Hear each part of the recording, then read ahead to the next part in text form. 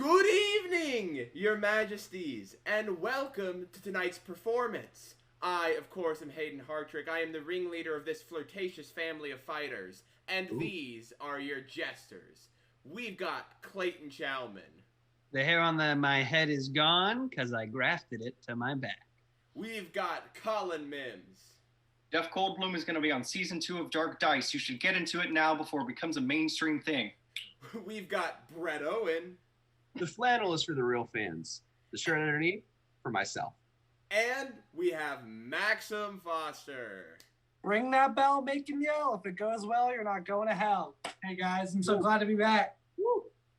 And this is Jest. Hello,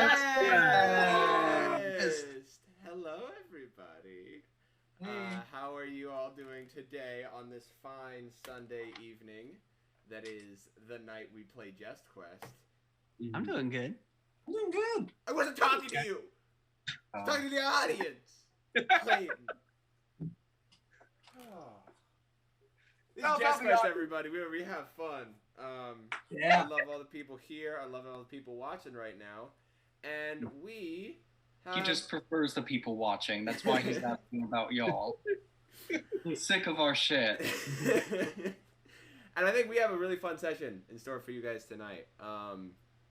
I think there's not a lot of announcements. If you're in college, good luck on finals week. It's rough. I know. I don't know when your finals are, but they're soon. So be on the lookout and do them, because that's how you pass classes. Is you take your finals. But I think other than that, I don't really got a lot to talk about before we just hop right into the episode. So what do you guys think? Ready? Yeah. I wasn't talking to you. I was talking to the audience again. There we go. They can't answer you. They're not in the call. Hayden's going to be Everybody said stuff, and you're only yelling at me. Let's just move on. It's Jest Quest. Yay. We're just sad because Hayden's going to kill us today. Yeah. Dead. What? Never. So, last time on Jest Quest, our party of adventurers, the Candy Mafia, as they have come to call themselves, have made their way to the city of Doma. We called ourselves that one time, and... Well, you haven't called yourself anything else yet. Marketable, we're rolling with it. Okay. We have so many plushies made right now under that brand, okay? They're just for us, though. They're not getting sold. No. But they made their way into the city of Domot, following the trails of a man known as the Pheonix King. They met somebody who had just come into town, who they came to know as Logan Alamani, a mage of sorts who had some business that they decided to follow. And it was the delivery of a box to a man. And they followed Logan to deliver this box, to which they recognized the man picking up the box as Talard from the city of Mozetta, their first encounter on this whole journey. And Talard, in seeing Logan with the rest of the party, immediately teleported away. And the party, not knowing what to do, got into a bit of a scrap before finally opening the box to reveal what was inside, what was so important to be delivered, to which they found nothing. Now they went back and tried to pick up information from Talia, who is a person who made themselves known to be able to buy and sell information. They bought after a short conversation and a private moment between Logan and Talia, the party was able to receive a location for where Talia said this is where you'd be able to find out more about the Pheonix King, which was the cabin they were at about 6 hours ago. So they head back, they look under a rug, find a trapped door, which they disassembled because none of them could break the lock, and they headed down a set of cobblestone stairs. And that's where we're picking up. So everybody, what are you doing right now? I guess I will quietly say, look, if this is what we think it is. We could be in for a big struggle, but right now we've got the element of surprise. So let's just try to stay quiet and game faces. Yeah. Is gonna take the lead in this. He's got like a +5 to stealth, so if I need to sneak around. So we got Micah in the front. All right, who's following Micah? Me and Buddy can go next. Buddy before you, or you before Buddy? Or should we be in the back? Should we like sandwich with the health boys, or the tanky boys? Yeah, I can go. I'll go after Micah.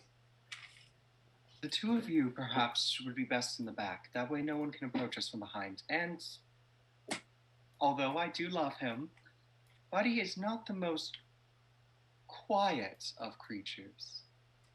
Yeah. So yeah, me and Buddy will go in the back. Okay. So only so there. How many of you have dark vision? Because there is no light in this chamber. That is 2 dark visions. So Micah, you should have dark vision, right? Yeah. So Logan, you are going as you begin to make your way down these stairs. Really quick for those of you on Roll20. I'm not going to show it on the stream, but just so I have it right.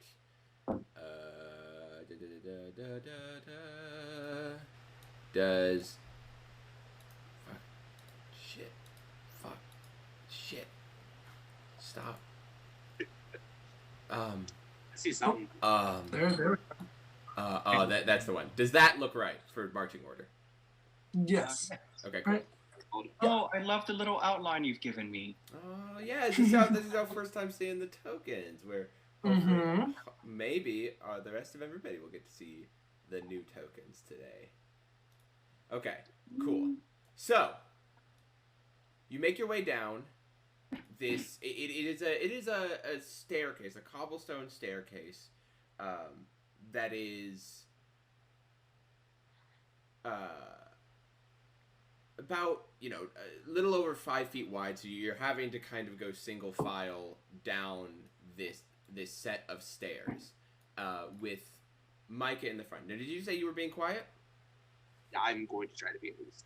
Okay, then I need a stealth check from everybody, please, including Buddy. I turn behind me and say, everyone shut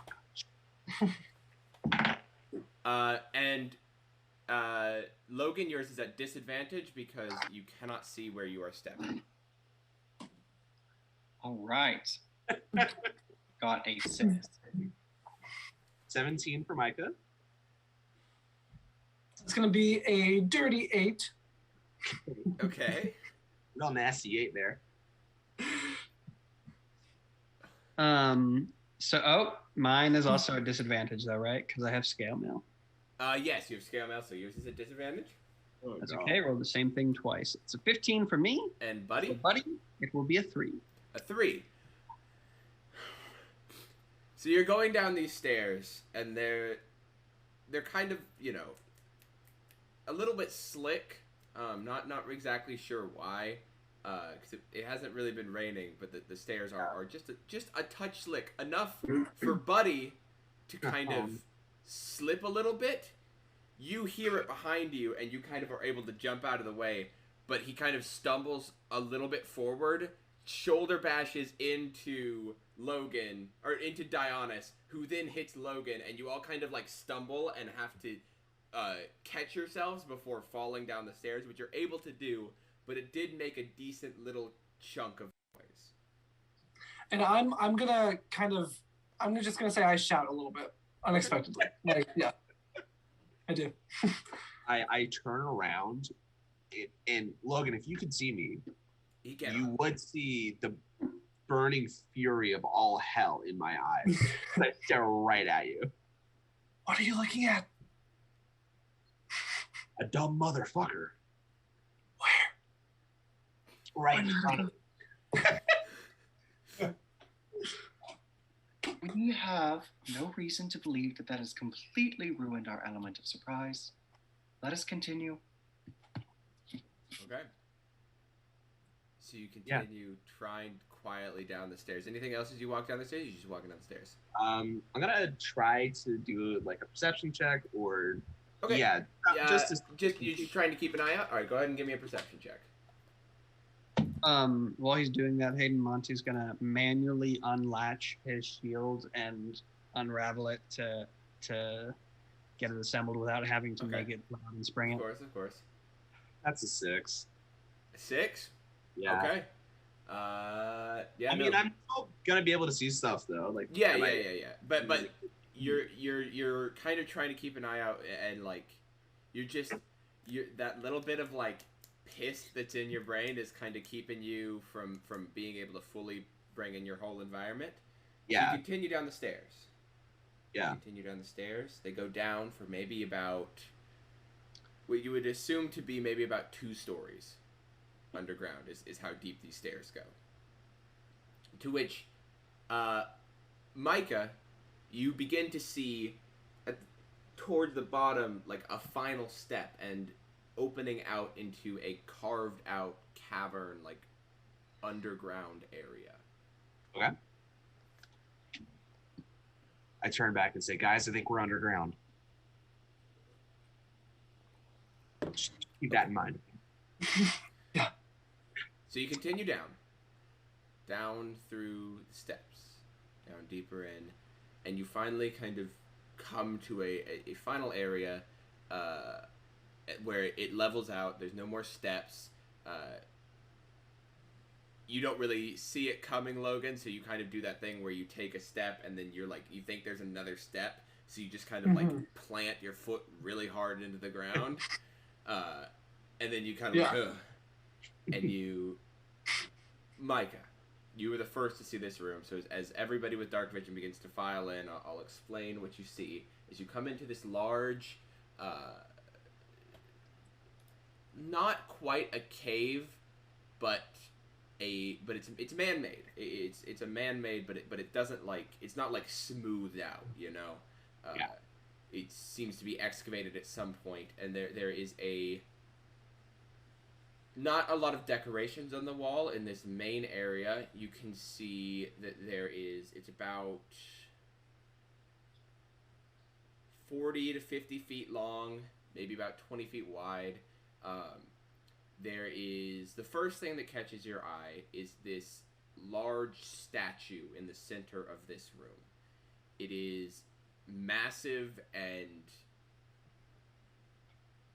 it is like, with dark vision, you know, you can see colors, or you can't see colors, you only see black and white, but you can tell that whatever like, this is a statue made of just black stone, and it is a large bird whose wings look to turn to flame, flying upwards, and it is made of this smooth, shiny black stone.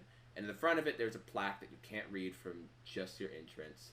And then you see behind the area, there is actually a grand piano just sitting in the back left corner of the room. And then to the back area, you see kind of another opening, just almost at the edge of your dark vision. Another kind of opening with this large carved out arch. Okay. I do wonder what that bird could be. It does. And this is only visible with dark vision? Yes, you see nothing at all. Yeah. Oh God. Okay. Dionys is going to go over and investigate the grand piano. The grand piano? Alrighty. Yeah.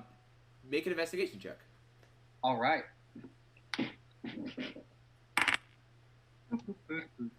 I sure do wish it didn't take 6 years to open up my phone. Investigation. Yes. That's going to be a 14 in total. A 14 in total? Okay. So you walk over. You kind of look at it. It's a maintained piano. Whoever this piano belongs to, it's played consistently, and none of the strings are broken. Like, it seems to be here for the purpose of being played. You kind of look through. The top part is open, to allow the sound to kind of reverberate, and You look through the long strings, and you just kind of, it's a nice piano. She's going to turn to the rest of the party and say, "It's not even dusty," and she's going to start to play the piano. Is there any performance check? All right. Oh man. Oh no. Her sheet music? Yeah. Is there no? Not on the actual thing. She's just going to play a song she knows. Then. That's going to be an 11. Once the music starts playing, I jump startled because I did not know there was a piano in this room. Logan, you yelp. You don't know what's going on. You just hear like a little. It's a little bit slow. It's kind of it's been a touch since you've played piano, so you're trying to get your fingers back into that position, but you're doing okay. You're playing a little melody, but when you hit the D key, you hit like a higher D at a point in the song, you hear ding, and you hear a. Were you guys able to hear that? I don't know if my mic didn't pick that like up. Like a puff of air? Yeah, like a little. As those of you with dark vision see that on the back wall area, a little bit of stone there's now a slit in the stone. I'll go, if Diana's is standing on the piano, I'll go check out the slit, try to see. What's going I'm gonna playing a piano and mystery things are happening. Oh, is Buddy's like chest furnace thing like emanating any light for Logan at all? No, it doesn't glow enough to actually like emanate light, and it's probably not on right now. Okay. We've got torches if we need them. I can't let it torch. Does it? Cause I mean that would kind of broadcast. The piano did reverberate throughout the whole cavern. I mean, if no one's finding us immediately because by the way, we should be okay, right? I'd rather be able to make fire, right? Get ambushed by people. I can make fire. Is there anything to light on fire right now? I have this torch. Give me the torch. I give you a torch. Yes, take it. Ionis is loudly playing the grand piano in the corner. Y'all are whispering to each other. As we're whispering this, Dionysus is just blasting chopsticks from the corner. Oh, yeah. Green sleeves, but chopsticks on the piano. I am gonna check out the slit. What's happening? Okay. Also, can I light the torch? Yes. So you, what are you using to light the torch? You Pittons or firebolts? Firebolts. So Firebolts. Yeah. Boom, you shoot a firebolt off that cracks in and ignites the torch, and it fully now illuminates this whole area as you now see Dionysus sitting, playing at this large grand piano. There's the large stone statue that you see made of this black rock that you don't quite recognize. You're probably at this point, since you've all fallen into the room, close enough to actually see the inscription beneath, especially with the light fully being cast on. You were able to see the inscription upon the plaque. And it says, "The flames raise in order to raise." Ha ha ha ha ha. Two different kinds of raise. Yes, they are the two different spellings of raise, R-A-Z-E and R-A-I-S-E. The flames raise in order to raise? The flames raise in order to raise. Is it... I guess this could be important and it could be either way. Which one is first? Is A-Z-E first? A-Z-E is first. Okay. Go ahead and hit the Z key on the keyboard. There is no Z. Okay, just wanted to make sure. What's in that wall? Okay. Yeah, you're walking over. This guy's just getting there. So you walk over just immediately, full focused on, you walk just right by the little pillar, or the arch that's right next to you, fully focused on this, and you kind of, you look in, it's just a slit that you feel like you could probably fit your fingers into. I guess I should probably fit my fingers into it then. Okay. I'm going to cautiously poke a finger in there. It's a large, like, it slits down probably about 8 feet. And you're able to just, you push your fingers in there. It kind of feels like you may be able to move it. Let's move it. Go ahead and make a strength check for me. What's happening? Is it a door? Perhaps athletics, maybe? No, this is a strength check. Okay. If you can do a flip while you're doing it, maybe. Okay, that would be a 4. A 4? A 4. I noticed that he's struggling, and I'm going to go and help him out with this. All right, go ahead and make a strength check. That's a 19. 19? Hey. Micah comes over and also gets in there, and you're able to kind of push as the stone grinds against the ground, and you push, and it opens up into a doorway as the light kind of fills into this room. Another room, because I imagine that you're probably standing so the light will fill in. It doesn't go that far back, maybe about another 30 feet. It opens into this small little cavern. You can't see around the corner just yet. Okay. Dionys is going to play a little victory tune on the piano.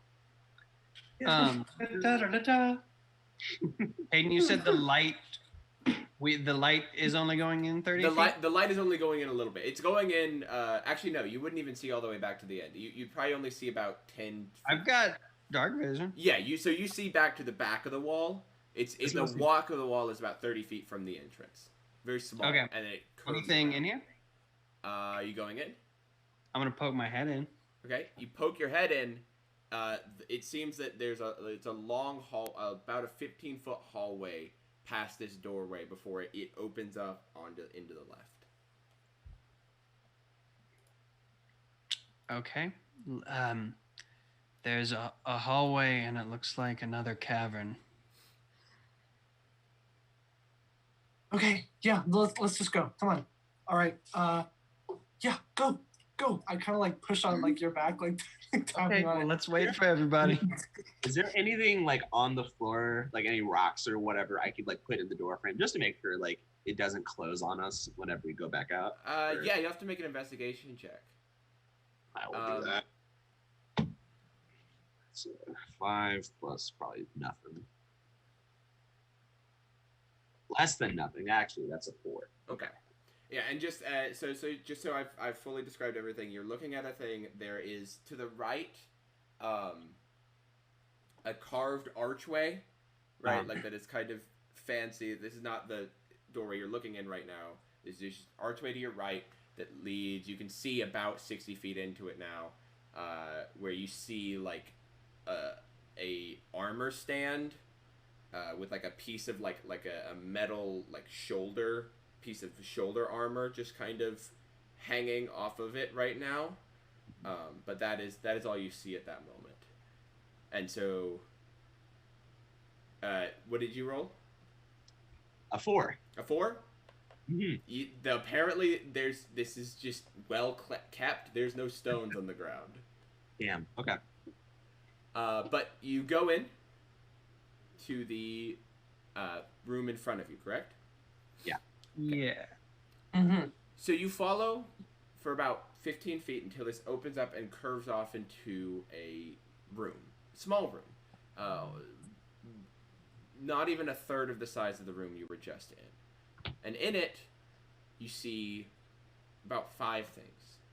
There is a few bags of what look like grains. There is a table with a couple of empty plates on it. And there are 2 beds against the back wall with a chest in between both of them. Rickety beds, mangy, dirty beds. Is this room dirty, as a whole? Not dirty in a sense of it's underground, but not dirty as in a sense of not well maintained. Cool. Yeah. Is it better or worse than our hotel room? It's a little bit worse. Okay. Yeah. Then I assess it with general disgust. Yeah. Empty beds, I assume? Empty beds. Empty beds. Cool. Dionys is going to go look at the bags of grain. Okay. What are you looking for in particular? She's hoping that they're seeds. Okay. Go ahead and roll a perception check. All right. Okay. It's a nat 1. Just bags. They're bags of grains. I mean, it looks like wheat, but that's about it. This is like just wheat like stock. general goods. Logan will go to the chest. I go for bags of grains, and they are bags of seeds, and they are grain. Quick question: are they from Nathars? Do they look like the bags of grain from Nathars? With that perception check, you're not really certain. Damn, roast me. I mean, it's a bag. It's a bag of wheat. Bags of wheat kind of look like bags of wheat. Yeah, that's fair. So with that low of a roll, no, you do not know. If you rolled a 5 or above, you would have seen the receipts from ours. Yeah. So you go to the chest, but it's between the two beds. All right. Okay. Yeah. What are you doing at the chest? You're at the chest. Oh yeah. I open it up. It's a small, maybe like a foot locker box, you know, like a. Yeah. Is the ornamentation? Is it nice? Is it no, anything it looks like right. a cheap chest. Yeah. So all right. Then I'll like. You open it up. Kind of with like, yeah. I do. So you lift it up and it's locked. There's a lock that is locked, and the latches are locked. The lock is locked. Yeah. A lock that is locked. That works. That checks out. Oh, so this is our first puzzle. Now we're gonna. I look at Monty and say, "Disassemble that lock now." Does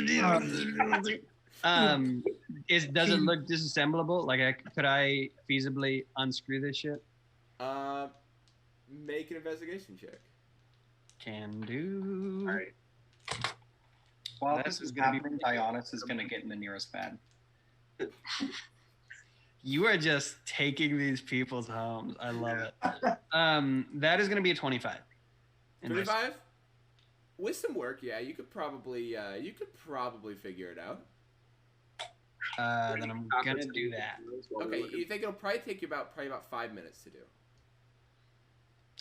Yeah, I think I can get it, but it'll take probably about 3 minutes. What are we thinking? How do we feel about it? That is all right. I do not believe we are in any sort of rush. We should do it. There might be something. I don't know. There might be something valuable. I'll get cracking on it. Make a Tinker's Tools check. Cool. Dionys is going to take a cat nap. Yeah, so you sit down on one of these beds. It's a stiff bed. It's not really comfortable. It's just a place to sleep. And you just kind of like lay back and you rest your eyes while you to the sounds of. That'll be a 17. Tinkers. A 17. That's enough. So you're able to kind of find the little weak points in it, and you're able to kind of push and push your Tinker's Tools in, and are able to kind of break the lock a little bit, and you're able to kind of get it to a point where you can get your Tinker's Tools in there and just fully kind of break all the checks that are inside the lock, so it just kind of loosely hangs off as you kind of pull it up and you open the chest. Inside the chest, it is quite empty. All you see inside are 3 white pearls. Just kind of loosely rolling on the bottom of the chest. I think I'm gonna make an executive decision. We need to take these pearls right now, so I can, say that I didn't come back empty-handed. Let's just take these. Okay, is everyone okay with that? I'm just gonna take them, and I just reach for them. You can hang on to them for now. Can I do something to them real quick? Yeah, sure. I'm gonna use a charge of my rod. I'm gonna detect magic. Detect magic? Mm-hmm. 30 feet, right? Yes. Nope, no magic in the area. Oh. Okay. Yeah, feel free to hang on to those. just like, if I go back there and it's like there's like nothing to show for it, it's like what, it doesn't matter. Do y'all know any spells that require 3 pearls at all? I know some identification type spells require a pearl. Okay. 3 pearls. I think if you want to get to like the Ender Dragon. Yeah. That's what I hear. If you want to get the Sesame Street, you have to. Yeah. Let's. Should we leave now? Yeah, let's head to. Well, not leave the whole place. We've still got. No. There's like another path down in the room, right through the archway. Yeah. So there's another path that leads from that secret door. There's a path to the right. Still in the secret path. No, not in the secret path. The secret path only led to this bedroom. Another other than the secret. I see. Cool. Then yeah, let's go check that place out. I want to look at that armory you were talking about. Let's go that way. Yeah. Okay. Wait. Dionysus, you were talking earlier about when you were like a spider and there were some creepy armor guys, right? Dionysus is passed out. Yeah. Oh shit, Dionysus. I'm gonna like kind of shake you. I think we're done in this room. You got okay. Thank you. That bed was very uncomfortable. But I was thinking, earlier you were talking about when you were a spider and there were those like armor guys. Mm-hmm. Did that armor over like by the archway? Is that what they looked like? Dionysus hadn't even paid attention to the armor. Dionysus is going to peek over at the armor now. Okay, so you come out of the area. You look past the archways. There's the archways that lead into a hallway, and then that hallway opens up into a room that you can't really tell what's in the room aside from just an armor stand with a just kind of metal.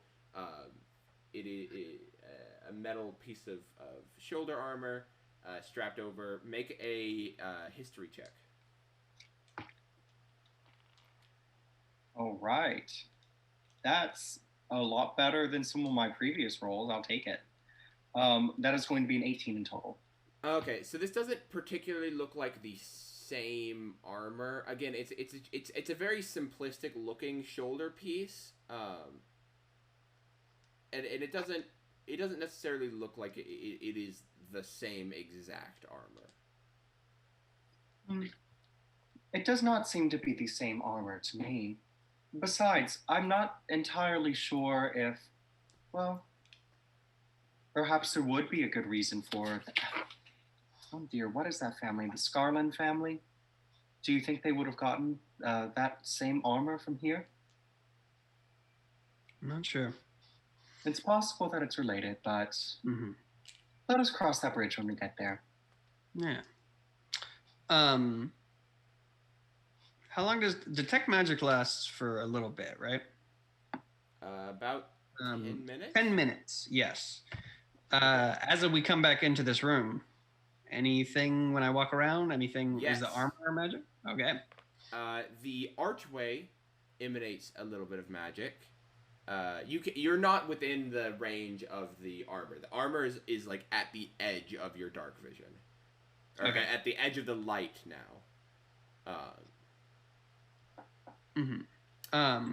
What school of magic is the archway giving? Evocation.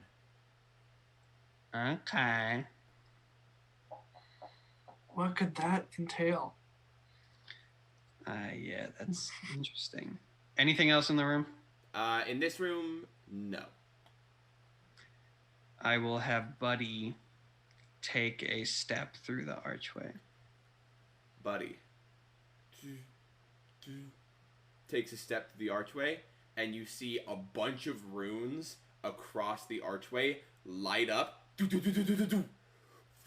and a wall of fire shoots out and just fully encompasses Buddy for a moment. I need Buddy to make a dexterity saving throw, please. That will be a 3. He's very dexterous today.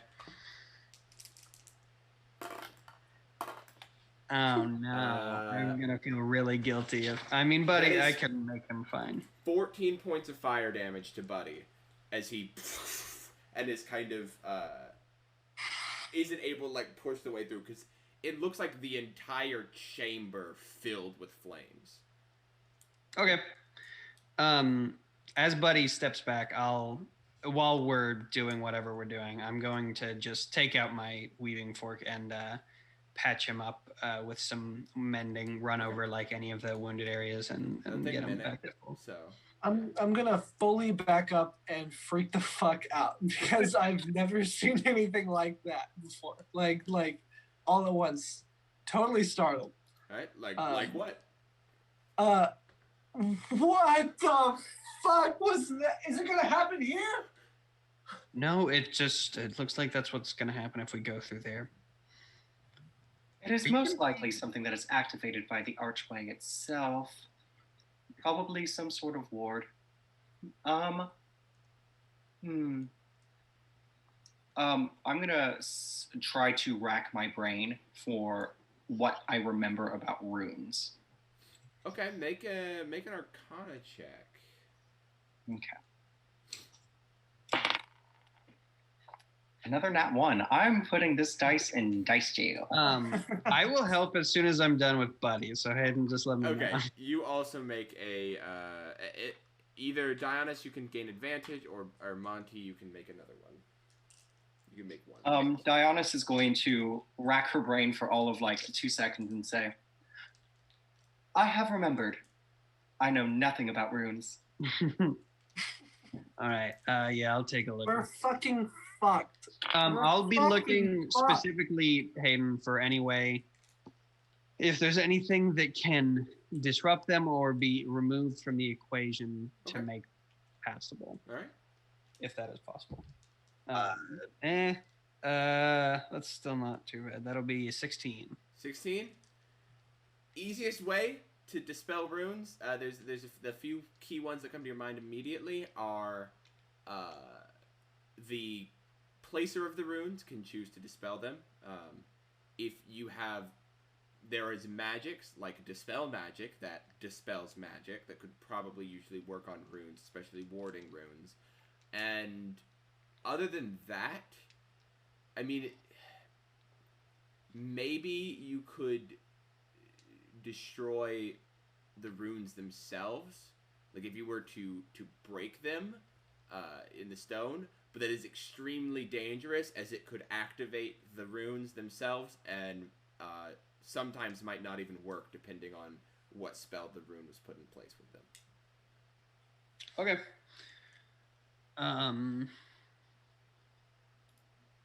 Do y'all think maybe we need to piano it? I mean, we might just... So, Hayden, Buddy made a dex save and failed and got hit with stuff. Does it look like it would be possible to just jump to the other side real quick and get through in time? It's a 15-foot hallway. You could try. Oh, the whole hallway lit up? Well, as far as you know, it looked like the whole hallway lit up. You could try. You could most certainly run through there. Put a pearl in Buddy's hand. See if that doesn't hit. Okay. Buddy, you good to go another round? An intriguing notion. If you don't want to hurt him, I'll do it. Don't worry, I'm not like a psychopath. He doesn't have pain receptors, so okay. he won't mind. I was actually worried about that because that'd be fucked up if he did. No, I mean that would just be cruel of me to add. Can he also feel heartbreak? He's got. It's kind of a whole theoretical thing actually. When automatons started being made, it's like because at a certain point they're mimicking like the person's mind. Can they experience emotions because they're simulating every aspect of them? It's not really known. But Buddy, go ahead, take this pearl, step into a wall of fire. So Buddy holds the pearl in his hand, walks up to the threshold of the arch, steps through the arch, and then fuck. I need him to make another dexterity saving throw, please. I'm sorry. No, it was a good idea. It was again. He doesn't mind. That's a 7. Pearl, okay. Okay, that's a fail. That is 16 points of fire damage. Cool. 30. I'll fix him back up again. Statue. Take a couple minutes. Mending can do a d6 every round. Oh, is it? I thought the mending had a 1 minute casting time last I checked. Does mending have a 1 minute casting time? 1 minute casting time. It's touch and it's instant. I wrote it all down. Oh. So I also have mending. Yeah. I didn't know that. Yes, that is why you can do that with him. Certainly take a couple minutes. All right. Maybe the statue, because it looks like it's obsidian. It looks. I don't know what it is, but maybe it is because it's shiny black marble. I think.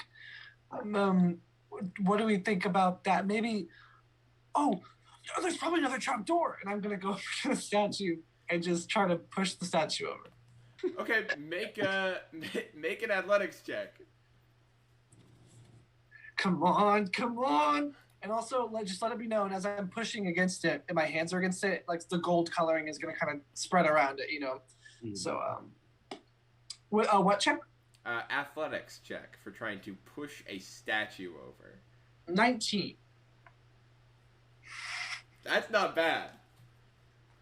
You kind of all watch as this little guy, he runs over, puts his hand on, and you hear like, and you kind of see his like muscles flex as he tries to like push this statue, and you swear you hear the slightest little creak for just a second, but the statue doesn't move. The stone is cool though. It's cool to the touch. It's like nice smooth stone. Yeah. Does it even like budge like on the floor? No, not at all. Not in the slightest. Okay, so I noticed this. How far away am I from everybody in terms of feet? Do we know? You are about 20 feet. 20 feet away from them? Maybe about 15. 15. I'm out of anger. I'm going to cast the cantrip Thunderclap. Okay. Go ahead and roll the damage for that. Sweet. Doesn't that make a sound that can be heard for like 300 feet? We already played the piano, so I think we're good. Yeah. It's between lightning striking a piano, but yeah, go ahead. Honestly, if they could come to us, great. That would be great. It's 7 total. 7 total? Okay. Yeah. Also, maybe for flavor, I'll say that the thunderclap noise, maybe it kind of is accompanied by like an echo of my like scream a little bit, like like the long, so. Not like enough to hear a message or anything. Okay. In the background, you hear just a faint. You see as it kind of explodes out from him for a second and kind of shakes it, and it actually like takes a chunk of the statue off. So like one of the wings, the tips of it kind of shatter, and the black stone kind of cracks across the floor. Can I pick up some of that stone? Yeah, sure. And take it. Yeah. As you pick it up, make a history check. 9. 9? You've never seen this stone. I don't know before. shit. Yeah. It's just some pretty black rock. Stone. Yeah. Yeah. Dionysus is going to whisper to Micah, and she is going to say, "He is quite the nymphomaniac." Oh yeah? That's not, you can't say that. That's not the word. That's not the word. I'm called a human. Okay? And I'm proud of it. You mean a kleptomaniac? Yes, thank you. That is the word that I intended to use. That's so good. I could probably buy it anyway if I wanted it. Monty's going to run his finger along every key of the piano in one. You're making the most noise. So much for fucking stuff, y'all. Nothing happens. So here's the thing. Here's where mine's at. Entrance, secret entrance, another secret entrance, second one. No, I'm thinking this is the super secret hideout of the guy that calls himself the Pheonix King. And on that statue right there, it says the flames raise so they can raise. Maybe this is a barrier of entry. Maybe this is something that anybody who walks in here has to be able to do. Walk through fire. Okay. I volunteer myself. Okay. Well, we would all have to do it if we're doing it. Well, okay, But if I can get to the other side and I survive, and there's just like a handy dandy off switch, I'll press that. We'll be good. Right? If we do that, that is very smart thinking. I am naturally resilient to fire as a tiefling. Mm-hmm. So if we want, I could, or even then, Buddy can be healed as long as we have time. I can get Buddy back to tip-top shape at the end of... Yeah, I was just thinking because like I can use a key point for Step in the Wind. I can just run through as fast as humanly possible, take a dash. Yeah, you're faster than me. I do think that would be the best. After all, if there is no off switch of sorts, perhaps then we should go with the earlier plan to attempt to disrupt the runes. Mm-hmm. And I do think in that instance, it would be best for Monty to do that. Okay. Mm-hmm. Yeah. Okay. Sounds good. So what are you doing? Do it. Just go ahead and do it. I'm gonna walk over actually to Logan while he's doing that and say, "Hey, my guy, are you okay?" Like I'm fine. I literally all we have to do, finish this up. I go home. We're good. We're all good. And I put my hand on his shoulder and I say, okay, listen, as a monk, newcomer into being a monk, you'll learn a few things, especially about meditation. You know about square breathing? In for 4 seconds, hold for 4 seconds, out for 4 seconds, hold for 4 seconds, and just repeat that over and over again. You want to try it? Okay. Yeah, fine. Okay. Okay, yeah. Okay, no. Didn't work. It didn't work. Hey. Okay. All right. In. Hold. Out. Hold. And just repeat that. It's something. I realize you're stressed. It's okay. Totally okay to be stressed in this moment right now. But we've been through worse. You're gonna go through worse. It'll be okay. Couldn't have said it that way, but you get the point. Do you and I looked at Dionys, you like to collect like leaves, right? Kind of. Do you have That's all a druid does, yeah. Just do you have particularly were you looking for a particular kind? Do you have jasmine tea? Do you have Let me look. I bought some tea earlier. Well, I say earlier. It was a while back. Let me check that. I thought he was asking about weed for a second. And also, if there's any sweeteners, they cannot be like anything that's kind of been handled by a lot of people. It's really from the ground, like really organic stuff. If you have that, it's whatever. It's whatever. Walk through the fire. Go do the fire thing. Go. Like, it's fine. Just go. Dionys is gonna search through her bag to see if she has jasmine tea. Okay. Make an investigation check. We're gonna have a little tea break while Monty's doing his thing. Monty's running through fire, and Monty hasn't started yet. He hasn't told me he's going yet. I am doing the fire? No. Mike is running through fire. I said the wrong M name, okay? We had this conversation earlier. I got a 7. A 7? You drank your last jasmine tea a couple of nights ago. You kind of look through. There's a couple of little things of tea, but none of them jasmine. I am afraid the only one I have it is black tea, and that will just run you right up the wall. I don't want that. It's whatever. Let's just go. Oh, are you running through the fire now? No, I'm not. So whoever is gonna do it, you can do it. I'll do it.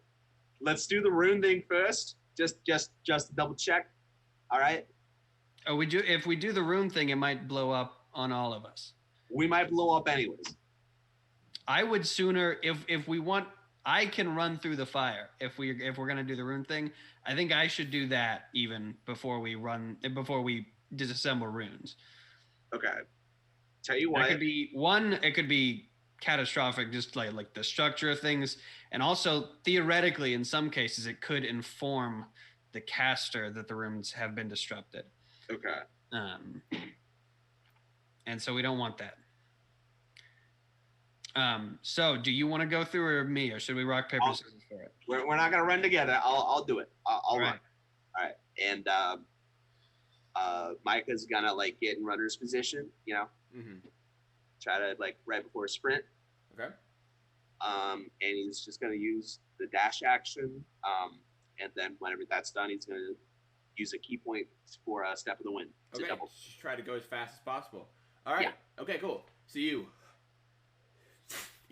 watch as Micah kind of takes off as he's moving extremely fast as he's running, and you actually make it to about the midway point of the hallway before the runes ignite and begin to fill the area with fire. Normally you would have to make a dexterity check with a disadvantage, but you're just going to make it straight because you use the key point. Mm-hmm. Okay.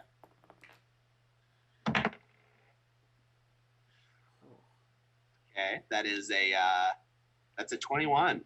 Okay, that passes. You were able to kind of move through and avoid a lot of the brunt of the flames. You still do take some damage. You take half damage, which is 10 points of fire damage. I can live with that. I can live with that. Make it through onto the other side, and now you your dark vision you take a second after the extreme brightness that was just in your head, and you look out and you see across the whole area there is this it's this weird looking area. There's on the south wall, the south and west wall, there are these large like bookcases like filling the walls. Not a lot of books on them, and there are there's in the back bottom right corner there is this like large desk that has a bunch of like papers across it and a chair kind of pulled out. On the eastern wall there's a large stone table that has a bunch of just miscellaneous shit that you can't really piece together what that is. You assume they're all spellcasting components that are part of different parts. And then there is the statue that you saw first that had the piece of metal armor strapped onto it. Then there's a kind of like a furnace in the middle that is not lit at the moment. And then past it, there's another armor statue. This one doesn't have anything on it. It does have something in front of it, though. There is an older man, maybe in his 70s, slumped down.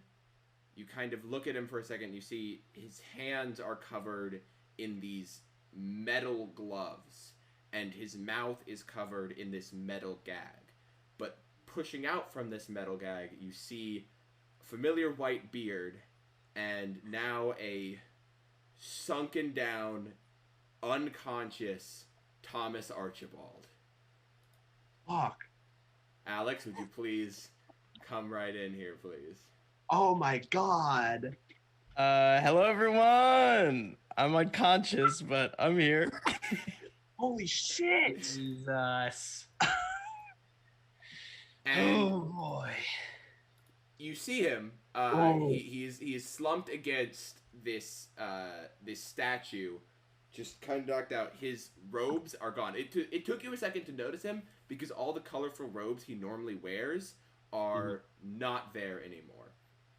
And you kind of see on the arm that is facing you, there he's slumped down. He's just kind of in like the underclothing. You've seen something you've never seen before. On his arm, I believe it's his right arm, there is a large, like, burn scar across it that is almost like open and like cracked to the point where you can almost see under it as it's kind of, it almost looks like the bottom of like a volcano where you can kind of see like lava running through it as it kind of has covered his entire arm. And he is slumped against the wall. And in the middle of the room, I forgot to describe this. In the middle of the room, there is this large circle carved in, filled with a bunch of different runes. Can I be an asshole real quick? Yeah, did I get the wrong arm? It's my left arm. Oh, I didn't remember what we talked about. Okay, it's the left arm. You don't see it as well because he's slumped with his right arm towards you. You had a Really mildly grotesque. Right.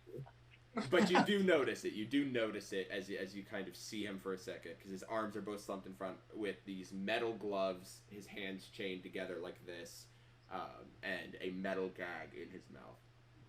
Not a ball gag, just like a muzzle. Okay, I see. Ooh, I can specify that. That's That's everything in the room. That is everything in the room. I turn around and say, "It's fucking Thomas." What? It's fucking Thomas in here. He's in here. Is he okay?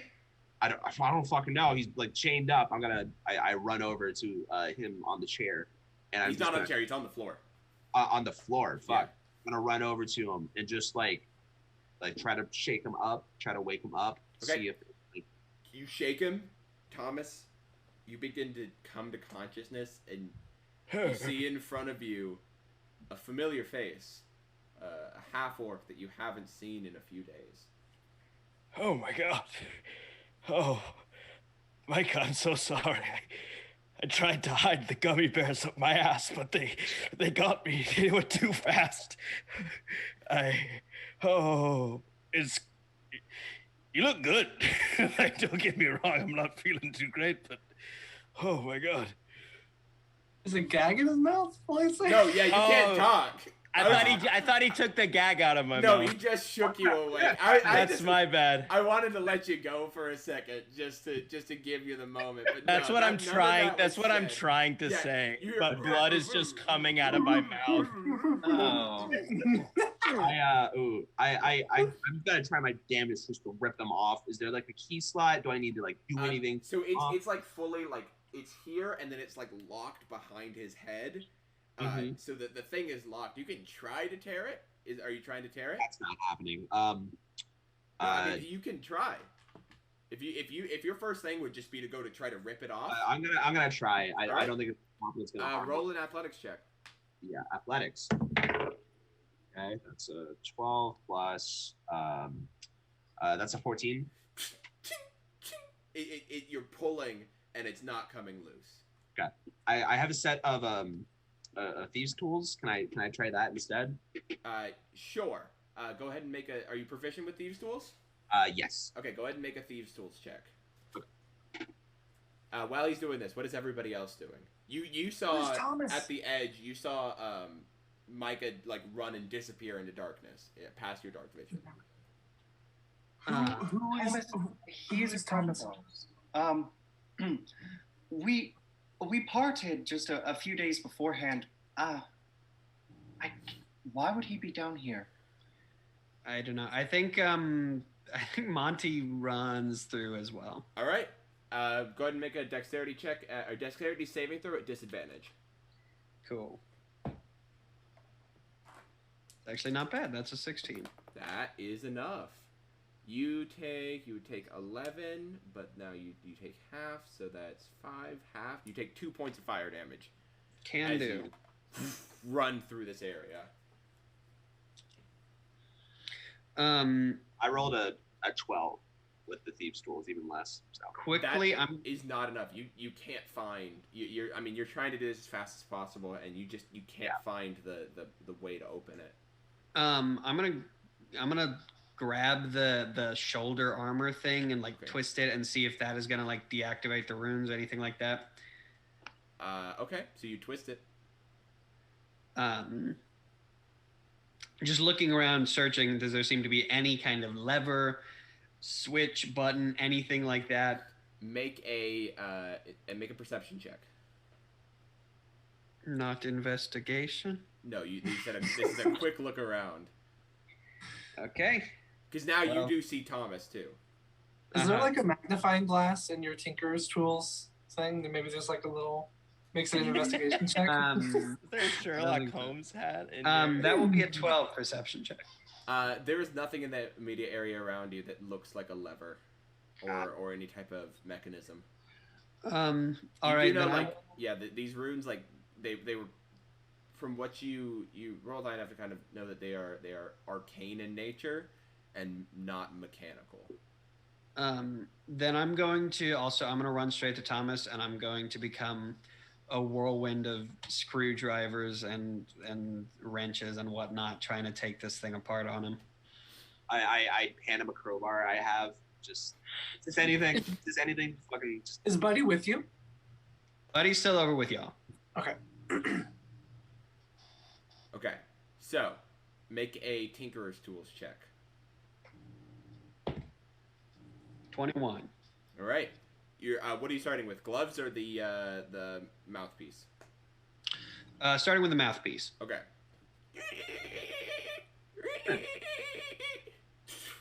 It falls. You begin to go to work on the gloves. Thomas, you can now speak. Oh, Monty, it's good to see you. You probably should have started with the gloves, though, because I've been shitting myself for days now, and I kind of need prestidigitation to take care of that situation, if I'm being real, but I still appreciate it, and it's good to see you. I love Harry Potter. I'm going to give him a quick hug, and I'm going to go back to work on the hands. Is there any way to turn off that fucking firewall over there that you know of? I don't know. I've kind of been in and out for a while. Okay. Yeah. Everything that happened the day you left. What was the last thing you remember before coming here? All right, so I'm sleeping in my bed, and then all of a sudden it's like I get this thoughts in my head that aren't my thoughts, like a magic, like telepathy thing, and it tells me that I have to go to the Archibald Academy immediately, and so I decide to do that, and I walk outside and I get to the edge of town, and then, I start feeling very hot, so I try to hide gummies in my ass, and then I just, boom, I'm out, It's a classic situation. It's just one of those, I think if you put the gummies in your ass, they would end up just being more potent. Right? You're right. My ass contains magical properties. Or some have theorized that the Archibald line of blood. But regardless, I've been here, and that guy, that Tallard guy. Yeah, we saw him outside a couple days ago. Yeah, he's a total tool. Who was earlier today? It was today. Oh. Those two aren't here. Oh my, we can't. We scream through the art today. At the conversation you can't hear. We cannot hear it all. We just hope they're talking about that. Hayden, do I need to make a separate Tinker's Tech for his hands? Yes, please make another Tinker's Tools check for while you were talking. Okay. Oh, that'll be a fucking 26, baby. Yeah, easy. This second one, you kind of find, because what they are is that they are like two pieces of solid metal that just go over to keep a caster from moving their fingers, and you're able to just kind of find the seam, and you just kind of go in there and just pop one off, pop another off, and as they hit the floor, and Thomas, you're speaking, as they begin to stand you up, you kind of look past their both shoulders, and you see, standing in the middle of the experiment room, is Tallard. You see is kind of just a moment of like flames kind of wrap around, and he is now standing there, and he kind of reaches his hand out, and you see fire begin to glow around it, and you hear him speak. And he says, as you both kind of hear that, and you turn around and you see him with just a ball of fire in his hand, holding a ruby in his other hand. I'm gonna step back, like, behind the other two, and I'm gonna be like, it's a weird time to mention it, but while Tallard was interrogating me, there would always be like this piano music, so the Pheonix King is like a total nerd, so like don't be like intimidated. He's like really good. Also, I met him. For the record, he didn't say anything. He's kind of a dick. Shut up. As imagined. Shut up. Just take your friend and go. Nothing else has to happen. Nothing else has to happen? Just go. Actually, Tallard, did you ever go back into that cabin that was burned down? or almost burned down? That wasn't my job. The place where we got your book? Mm-hmm. Did you ever go back there? No. Oh, damn. I did like a cool thing where I like left a note and I was going to use that in this moment to be like, yeah, we do have... Yeah, Monty, you got this, right? I don't know what I'm doing. I'm just going to clean the shit out of my... I kind of pushed behind. Look. I'm telling you, if you stay here, you're going to die. If you leave, you can live for a little longer. Okay? We are here. We didn't even know we were coming to rescue our fucking friend. We're here to kill you and your bitch-ass boss. You fucking captured our friend and seemingly tortured him, and now you're... I didn't torture him. Experimented on him? Is that what he said? At the other end of the hallway while this conversation is happening, Dionysus looks at Logan and says, "So... You can at this point start, the conversation has gotten loud enough that you begin to hear it. And okay, great. They've moved into an area that the light illuminates. Okay, great. I say, why'd you bring Logan here? What's the whole point of fucking Logan being over here? That wasn't me. That was a job. I'm sorry. What was the box? Why was he here? He was here to die. What would you have gotten out of killing him? Money. They gave us money. Who? It's some family. I don't know. They just said a kid's gonna come with a box, kill the kid. I didn't want to do it. But it's my life or his. The fuck do they know you? You're speaking awfully high and mighty for a fucking terrorist. So we can hear this and we can see this, right? Yes, you can hear and see this. How far is he? He is from Logan. Well, let me show everybody. Oh, gee. Yeah. Oh. Right. So I'm a little nervous right now. This could be very bad potentially. Okay. So. And depending on how far we are, Logan might make an impulsive decision that would be in character. And I don't know if I should make in character decisions that make things worse. Please. Yeah. So much more fun. Yeah. Okay. So these are the first two areas that you were in. Yes. Your tokens are not where they are at right now. I'll give you them in just a second. Okay. Yes, I see. Okay. Ooh. All right. So, oh my gosh, somebody is blowing up my phone. Let me go ahead and yes, Diana's in there. That's there. Buddy is there. Okay, I'm gonna be like right back. Okay, that is fine. Let me see if hopefully our combat overlay works. All right, that should.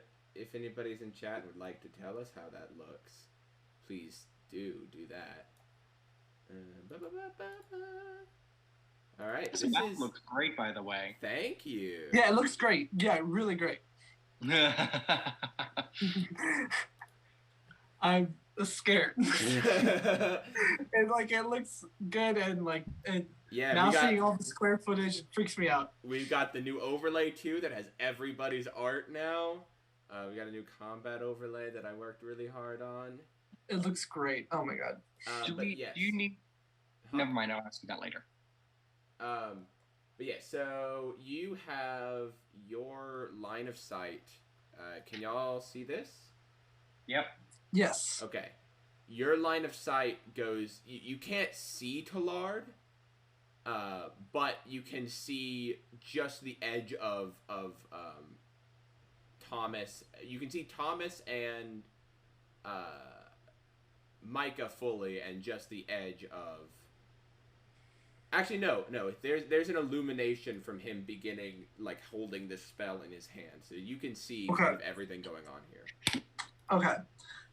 Is going to say, yell through the hallway. She's going to say, "Would you please disable or just drop the runes? We can talk this out." I can't do that. That's not my spell. How do we get out? We just want to run back again? Just run back. It'll be the most painless option, trust me. Oh, for Pete's sake. Dionysus is going to transform into a giant goat. Okay. And is going to run straight through the fire. Okay. Make a dexterity check as a dexterity save as a giant goat with disadvantage. Sure thing. Disadvantage. That's what you get for running through it. Oh. Hey, I rolled a 13 twice. Nice. So what is the total there? 13. Okay. You take 12 points of fire damage. As ooh, I gotta find. I should have made a token for goat. A goat token. A goatkin. Yes. Are you untransforming as soon as you get over to the other side? Yeah, I may as well. Okay, cool. So you as the lights fight up, and he kind of she kind of like shakes the fire from the fleece as she transforms back into her human form, and she's gonna run forward to Thomas. Okay. Ooh, I ran past him. Ah! Whoa. He's too enthusiastic. Oh yes! I'm gonna like turn to Tallard and be like, "You're so screwed. You are so screwed. Everyone's here." I don't want to fight. Thomas, here, have a caramel. And she's gonna pull a caramel out of the bag and give him a caramel. I'm gonna like wrap like the way Gollum eats a fish, like rapidly, like oh, Dionysus, thank you so much. They don't give me any sugar down here. It's torture. It is good to see you again. It's fantastic to see you as well. Look, Tallard, I think we are all confused as to the situation. No, I know the situation. If you stay here, you die. And if you leave, you might live. Might is not a very convincing phrasing. Owned. Dionysus is going to, just as a quick cursory look over at Thomas. Does it look like he's taken any physical damage, or is he just like exhausted and harmed? Make a quick medicine check. Okay. I'm gonna take my nicer robes off. Okay. And put them on the piano. Okay. And because I heard him talking about how he wanted to, how he was supposed to kill me as a mission, Logan is going to run through the fire. Okay. And yeah. Oh my god. Buddy is going to join him go at the same time. Both of them make dexterity saving throws with disadvantage, please. I'm going to do Tides of Chaos that makes something an advantage. Can I make that just a neutral roll? I believe the Tides of Chaos ability only works for attack rolls. It's attack, ability, or save. Oh, shit, really? Mm-hmm. Yeah, then yes. So that'll just mean that I can make you roll on the Wild Magic table whenever I would like. Whenever you cast a spell, and you get to regain that ability if I do so. Sweet. Okay. So what do you just do that for you or for both of them? Just for him. Okay.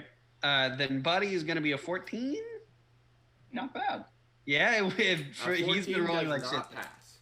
Damn it. Does this count as an ability check? This is an ability check, This is a right? saving throw. So it's a dexterity saving throw. You're right. So you just make a straight roll. No. It's a 9. It's just that also fails. Both of you take 17 points of fire damage. Just hear me scream. Like As you come through and your clothes kind of you have to pat out a few fires. There are now some few burned holes in your costume. And then literally whenever I see him, I'm gonna cast Mind Sliver on him. The cantrip. Okay, we're going into initiative. Everybody. I got a 12 on medicine check really fast. Okay. He doesn't. Just on his arms and the head, the things, the parts you can see, there doesn't look to be physical damage aside from that scar that you see. Okay. Okay. Everybody roll initiative. Yes. Before I ask, just because I have the spell. I'm not exactly sure how it works. How exactly does counterspell work? Is it like whenever someone makes a spell, like okay, so it costs your reaction. You get 1 reaction per turn cycle. At the start of your turn, you regain your reaction. When I say they are casting a spell or they are casting X, because I might not always reveal it depending on the spell. Sometimes people will be casting spells that are just so high level that you guys will not recognize them. But some of them you will. So if I'm either say he is casting a spell or he is casting X, Y, or Z, then you can say I cast counterspell in response to him doing that. You can respond by casting counterspell, and then whatever happens with the counterspell will happen. Okay. Sounds good. Okay, but I cast Mind Sliver on the second I see Talar. Alrighty. Did Buddy and Logan come through at like the same time, or was one slightly ahead? Okay, never mind. I'm emerging from the flames as the automaton, and this like 18-year-old boy you've never seen before immediately going like at the stranger. I'm gonna see Logan in for a second, be like, "Buddy, you're a real boy. You did it." It's like I say, like, "Buddy, get in here." And then I literally emerged going like, "Ah!" As if like the metal burned off of me and there was a human inside the whole time. Buddy, this is amazing. All right. Can that happen? That happens. Let's just say that happens. 1 foot. 25 to 20. Oh, right. I forgot. I didn't even roll initiative. I'm so sorry. Yeah, everybody roll initiative, please. It's a 22. It's a nat 20, if that matters. That doesn't matter, but I like your enthusiasm. Okay, yeah. Cool. Okay. 22 for Logan. That's your character's name. All right. 20 to 15? I got 15. 15? For Micah. All right. 10 to 15? Feels like we're taking roll. I got a 14. 14 for Thomas. 10 to 5. 5 to 10? 9 for Monty. 9 for Monty. I got an 8. Alrighty. We're gonna win. We got nothing to worry about. I mean, if it's just a Lard, he's dead. But he's gonna bring a fire boy out. Alrighty. Up top, as you charge in and you begin to cast the spell, Logan, it is you up first. All right.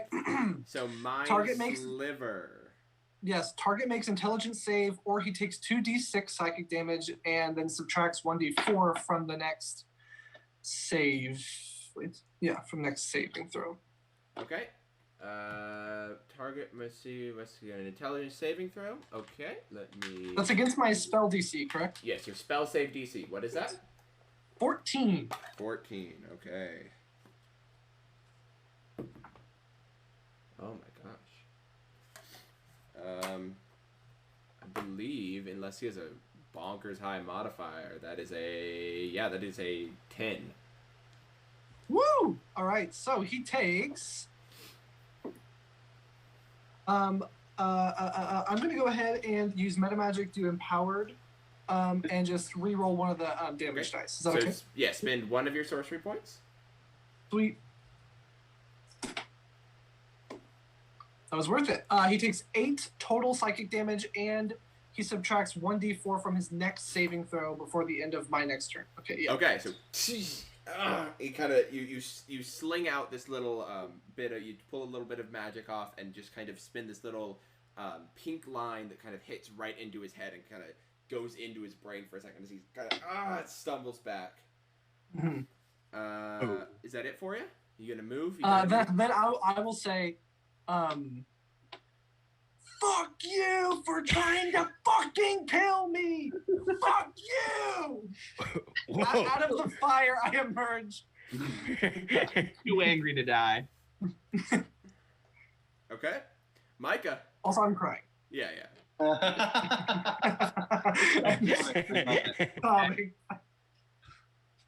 Micah, my turn. Yeah. Micah. I'm gonna fucking run and try to fucking like tackle him, shove him, do whatever I can to get that fucking ruby out of his hand. Okay. Are you trying to take the ruby? Because if you're trying to disarm the ruby, that would be an action. Yeah, that's what I'm gonna do. That would replace your attack. Okay, cool. Yeah. Cool. So you charge up to him, and anything specific, any way you're trying to take the ruby? Let's see. I have a light hammer, which I might just like smack his hand with it or something, and if not, hopefully it might even like nick the ruby or something to like. That would summon. That is his choice. So that is what you do. So go ahead and make an athletics check versus his roll. God. Fuck. Off the table. Hold up. Sorry. Natty 20. Natty 20. Ah, baby. Yes. Okay. So he's kind of holding it because he has one hand with the fire ready, and then you run up, you take your light hammer, as you know, you kind of see him starting to put his hand around it, and you you kind of have a moment of like, don't hit the gym. So you hit him kind of right in the middle of his wrist, and it just kind of, you hit him just right, so it just like activates all of his muscles, and he just kind of drops, and then you just kind of like catch are you trying to catch it, or what are you trying to do with it? Yeah, I'm gonna catch it. Yeah, you just kind of boom and catch it, just like right under it. Okay, and that was a great turn. Okay, so he's like 10 feet away, or how far away is he? Because if I can run back to my party with the rest of my movement, I'll do that. Yeah, sure, you can run back. Okay, I'm gonna do just that. Okay, and I'll run back. Holy shit! So you run away as he reaches out and like shoots a firebolt off at you as his attack of opportunity. Yeah, I'll take it. Fuck. Micah's fucking on it today. Oh my god. Kidding. Okay, that is a 22 to hit. Oh god, yeah, beats 14.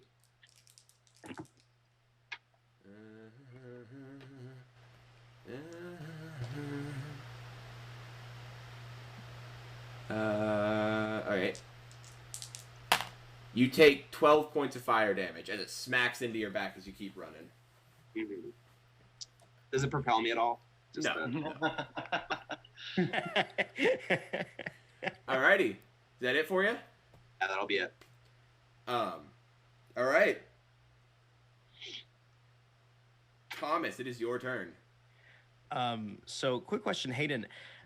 In my in and out, being interrogated and stuff, was the last encounter that I had before waking up to my friends, was that the encounter with... Yes.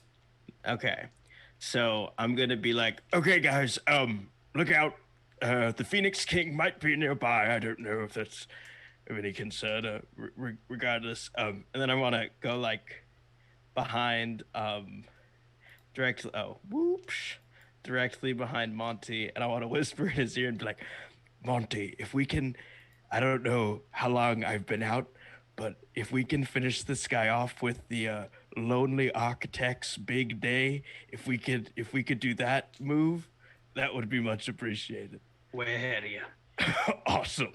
And then I would like to cast...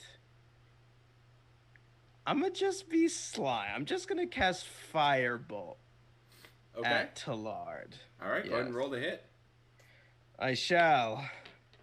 That is a 26 to hit. That hits. Go ahead and roll your 2d10.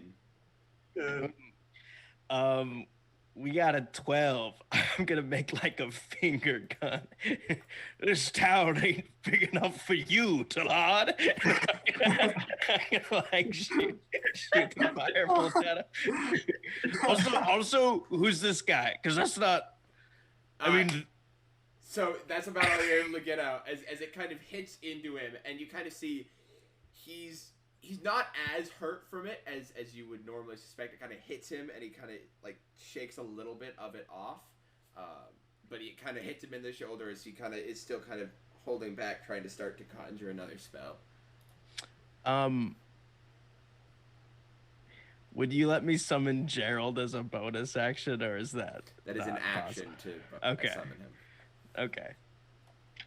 Then I am finished.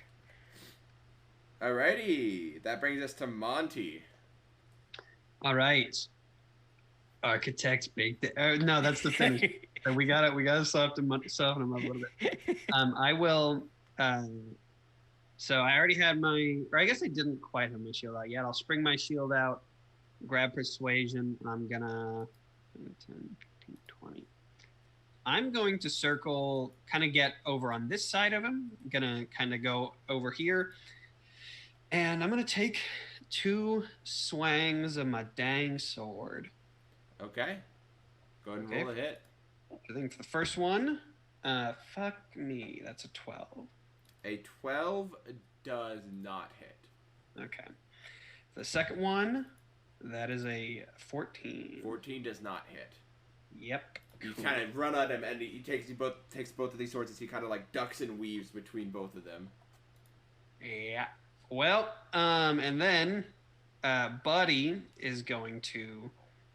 I'll kind of like swing 2 real quick, and I'll warm ups, Buddy. And 5, 10, 15, 20, 25, 30. Buddy's gonna come over on there. That side? Yes. Cool. And Buddy is going to take the repair action. He took 17 points of fire damage, right? Yes.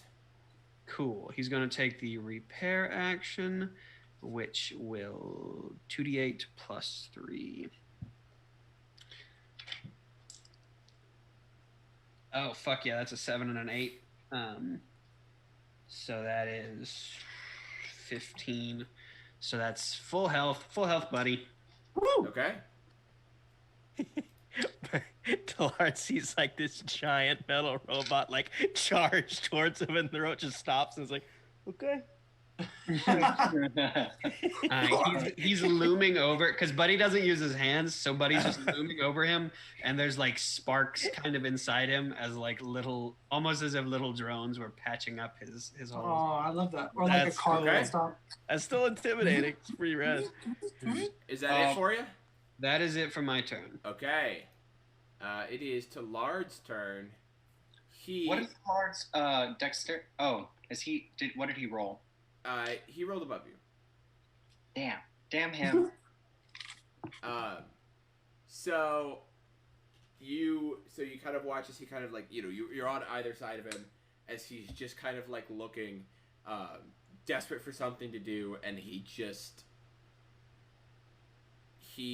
is going to cast a spell. Of course he does, that motherfucker. I'm gonna cast. You're going to cast Counterspell? Okay, so you begin to see as he's kind of summoned, and he pulls out. He takes his little like golden ring that's on his hand as he begins to pull off, and he begins to summon like a small little flame that he kind of like moves, and it starts to become humanoid as you throw your kind of you take your magic and try to like any specific way you want to describe it. I want to just like, since again I'm kind of like, I'm really emotional at this point. I want to like slap my fist down and maybe just like as if I like squash like a bug, just again like gold like kind of prestidigitation kind of spreading. Yeah. You see this like gold kind of shoot out of his hands and go right for the like thing that he's summoning in his hands. I do need you to roll a d20 and add your charisma modifier, please. Because this is higher than 3rd level, so you will have to roll for it. Does he not roll his spell attack modifier? Yeah, 10 plus. No, you roll your spell casting modifier, which is your charisma. Heard. D20. Okay, it is a 16. A 16, that is enough.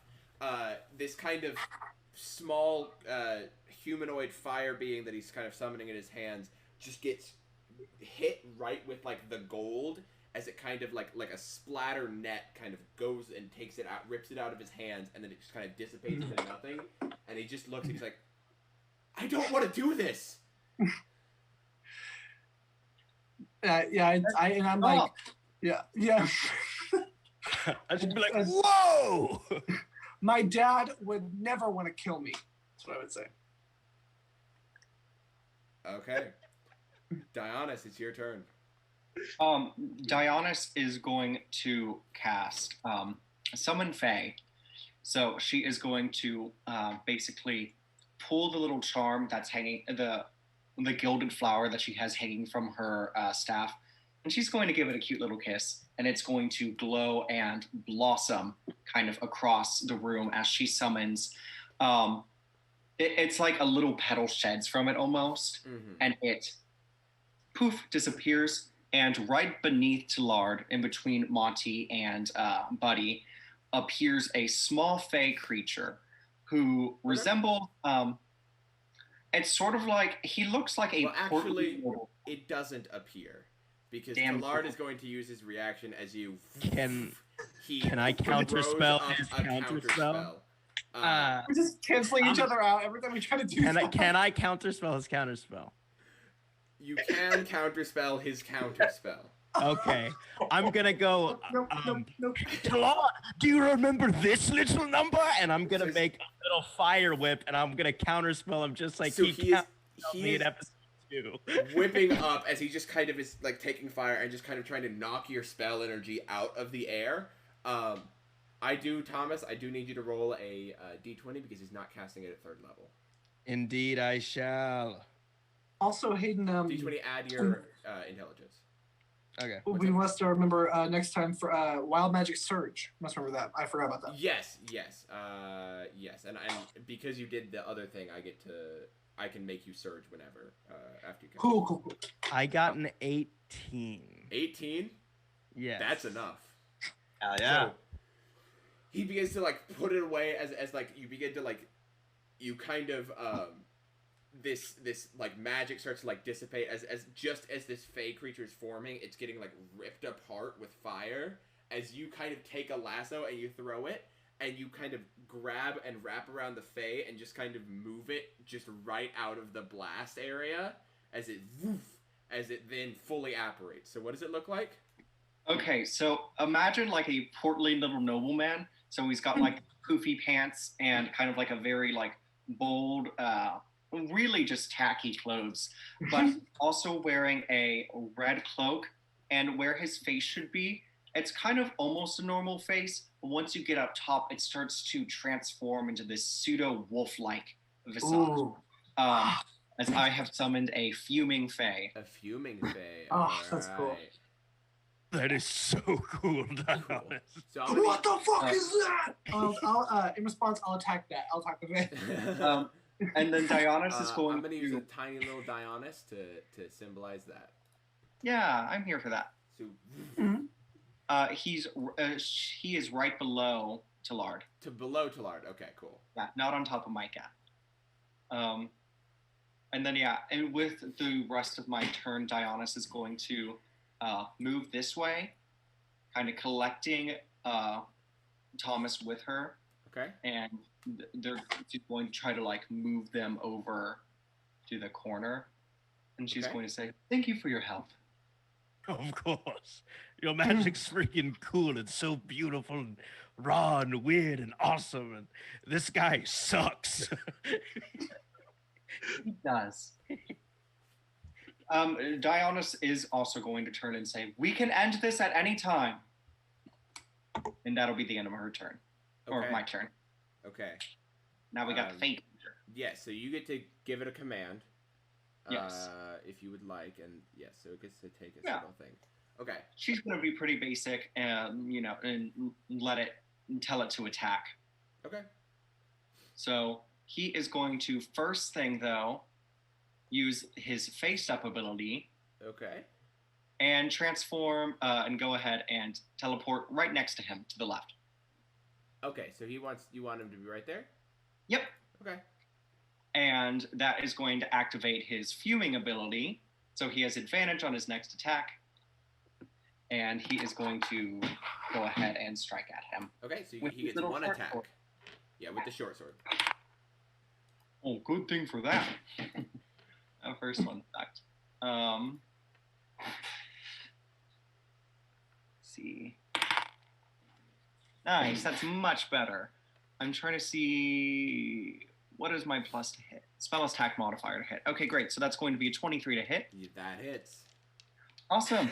And he is going to deal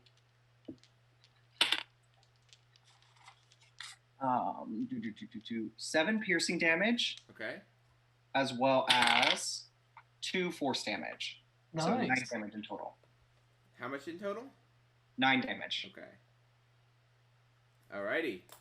That was the worst. I rolled a 1 and a 2 to the left a little bit. Huh? He kind of stumbles to the right a little bit after it hits him as he's kind of like shrinking down. Alright. Logan. Okay. I'm going to here, I can move myself, right? Yeah. I'll move right. Actually, I'm going to do 5, 10, 15, 20. I'm going to move right here. Okay. And from that position, I'm going to cast Chromatic Orb. And it's going to be fire damage.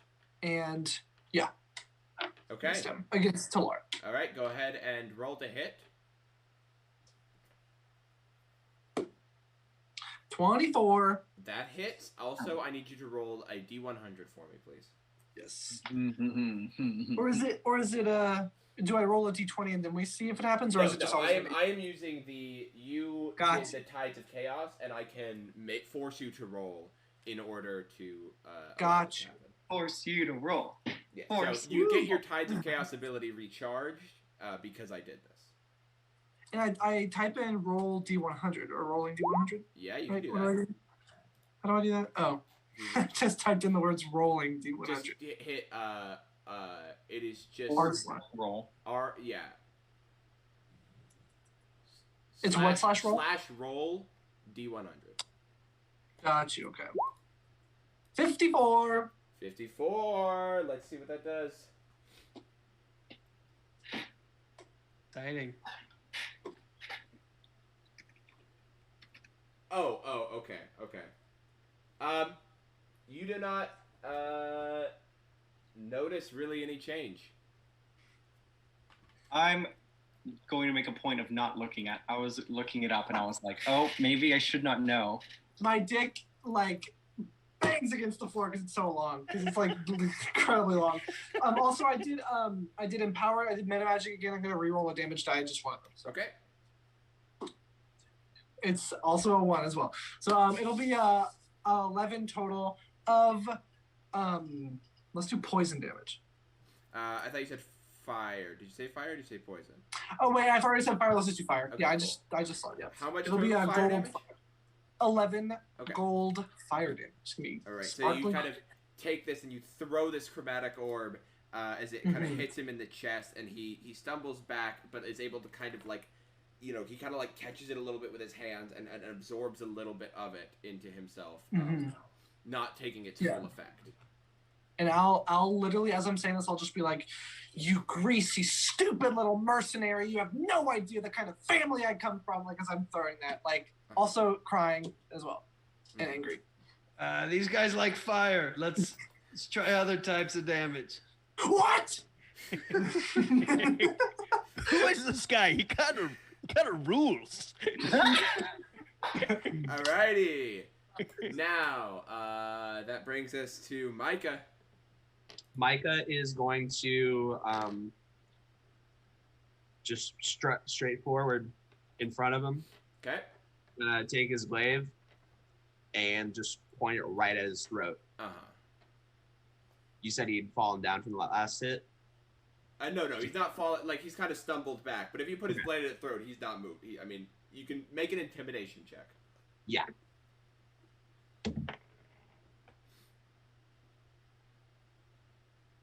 It's a nat 1. For a total of 4. Okay. He puts his hands up.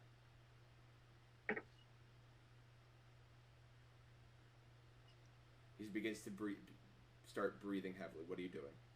Are you remaining in combat, or are you? I'm gonna tell you him. If you want to live, tell us how to kill the Pheonix King.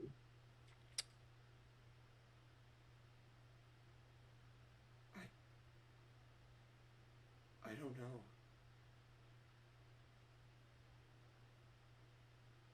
Is he kind of...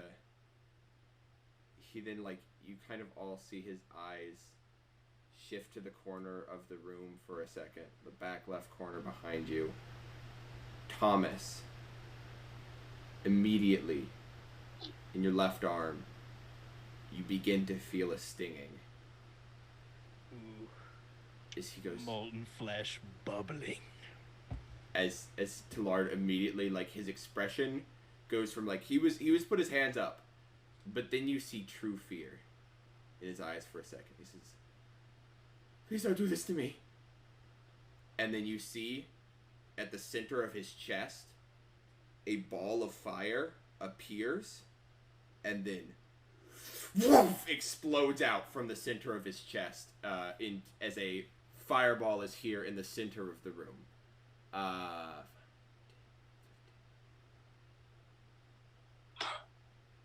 I need everybody except Thomas and Dionys to make a dexterity saving throw for me, please. Die, Thomas. Dex save. Dex save.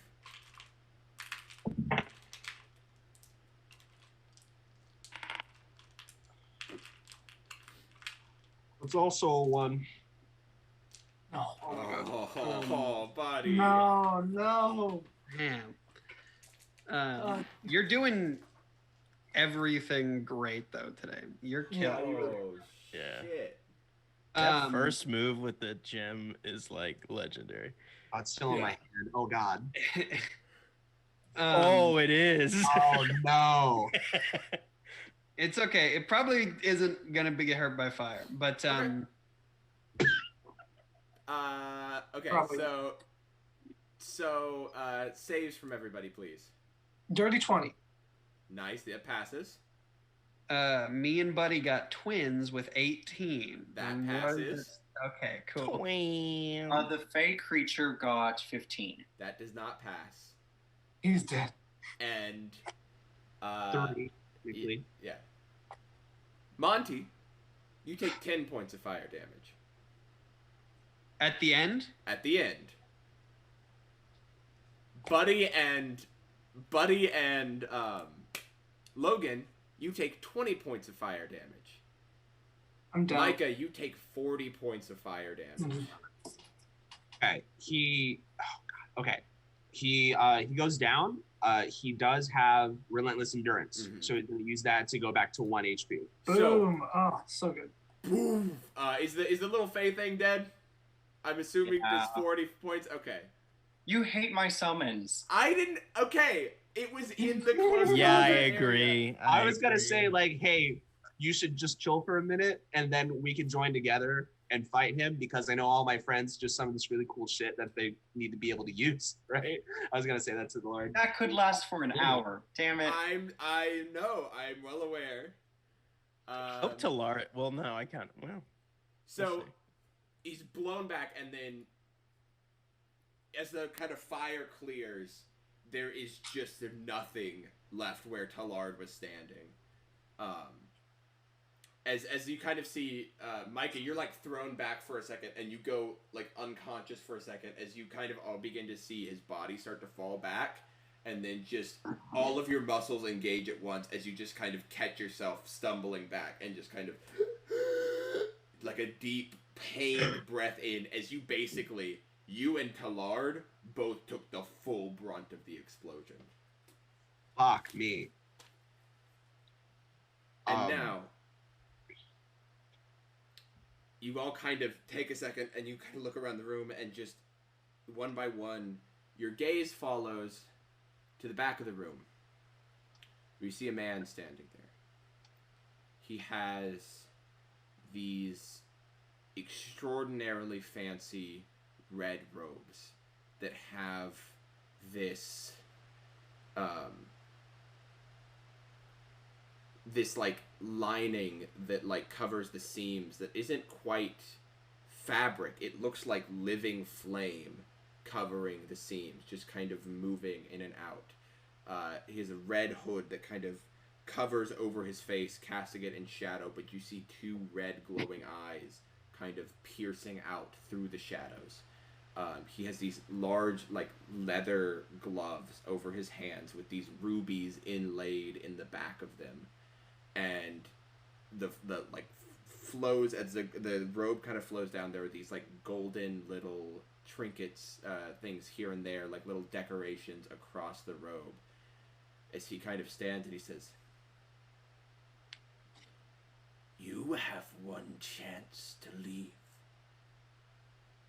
I won't ask again." Micah, from getting knocked back, is going to slowly start to stand up, and using like his glaive almost like a way to like get himself back into position, gain balance, leans on it, and then with the other hand flicks him off. Why are you doing this?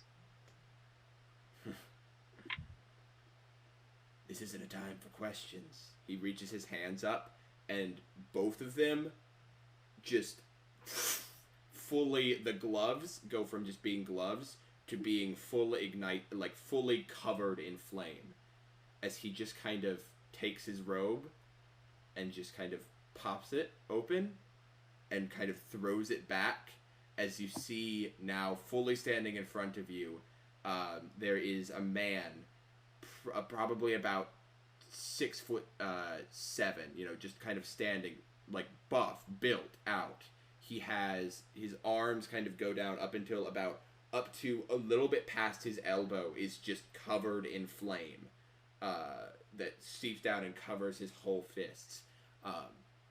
He's standing, has this, like, leather just kind of covering over his body, as you kind of see there are, like, flames, living flames, just kind of fully around him, wrapping around him, onto his legs and onto his everything. And his arms, the little portion of, you see that his arms are covered in burn scars, and you see a little bit of his neck, but it goes up into this obsidian face mask.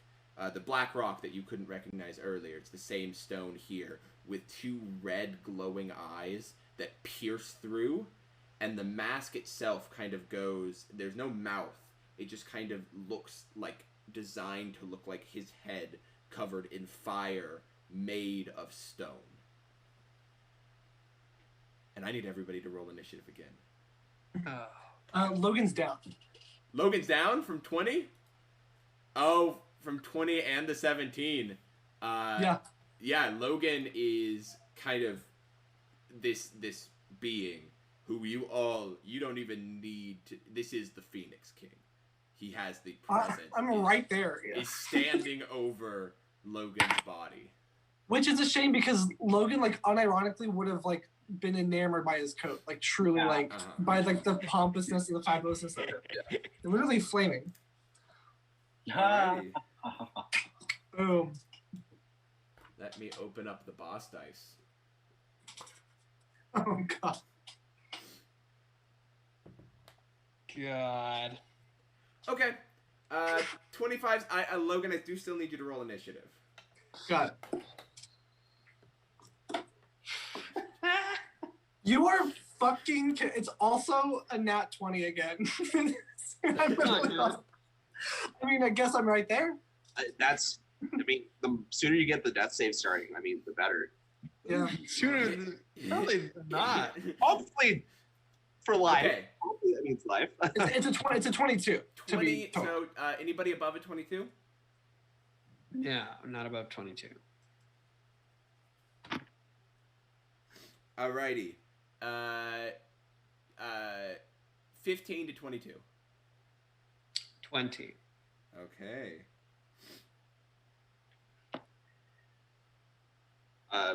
16 from Micah. Okay, 16 from Micah. Cool.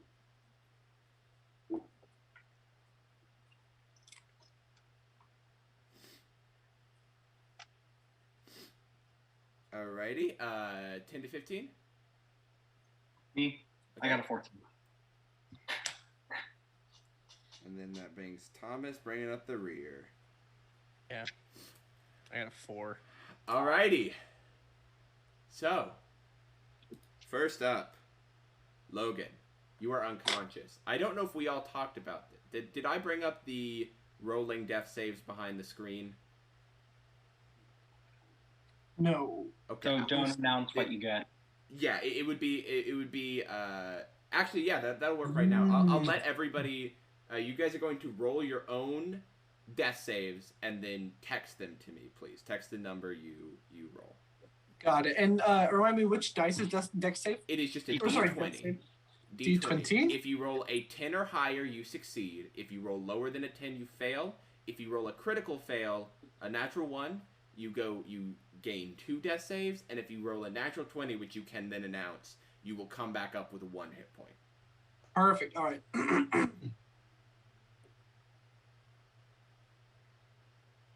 I jolt awake at 1 hit point. Actually? And I literally.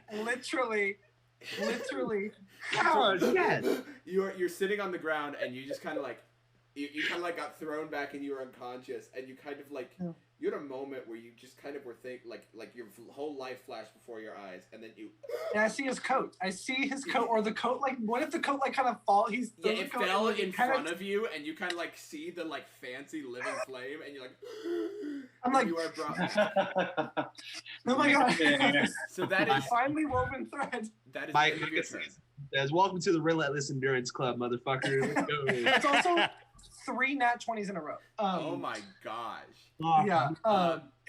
Okay. Is that my full turn? That is your full turn. I believe death saves come at the end of the turn. I might be wrong about that, but I don't want to take the time to. Hey, that's what we're doing right now. I don't want to There's look it up. a chance of that. Because of flow. That's insane. All right, Monty. Thomas does like the eraser head, like when he pops back up from My Hero, where he's like, "This kid." Like, So it looks like we rolled initiative. Yes. He's engaging. He is engaging. He is engaging. He dropped the coat and he's stepping forward and he's clenched his fists. Okay, then I'm going to 5, 10, 15, 20, 25, 30. I'm going to step in front of, get between him and Logan. I'll, shield is up, and I'm going to quick, lean back and say, get somewhere safe. And 2 swings. Okay. Swing the swing. That's better. Fucking 20. A 20 does hit. Cool. Is it all right if I roll my both attacks first and then do damage? Yes. Cool. Second one is a 23. Okay. Cool. Both so.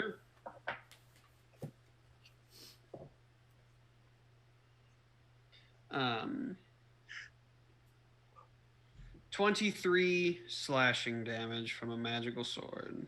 Okay. Nice. Holy shit. It's all slashing? It's all slashing.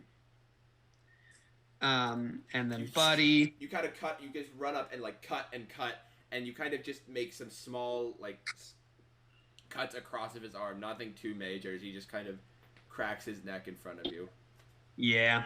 5, 10, 15, 20, 25, 30, 35. Buddy's coming right there. Mm-hmm. And Buddy is also gonna swing. Okay. Ooh-wee. That will be a 24 to hit. 24?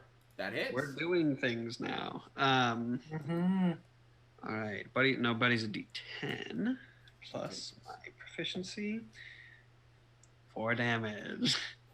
4 force damage, though. Whoa. Use the force, Buddy. Okay. So, boom. He slams the anvil head into the chest of the Pheonix thing, who just kind of doesn't move because of this chest slamming in, but kind of prick. Is that it for you? Right? 2 of us are at fucking 1 hit point right now. Is that it for you? Yeah. All right. It's the Pheonix King's turn. Jesus Christ. God almighty. He is just going to look at you, and his eyes glow, and just Can you cast a spell? No, there's not. He's not casting a spell. Fuck. He kind of bores into you as a person for a second. I need you to make a Constitution saving throw, please. You're talking to Monty, Monty, me, yes. right? Okay. Oh my god. Oh, this is not my dice. This is not the Monty dice. Okay, that'll be 18.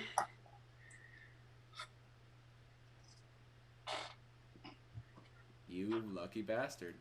Oh my god. Oh my god. You kind of feel.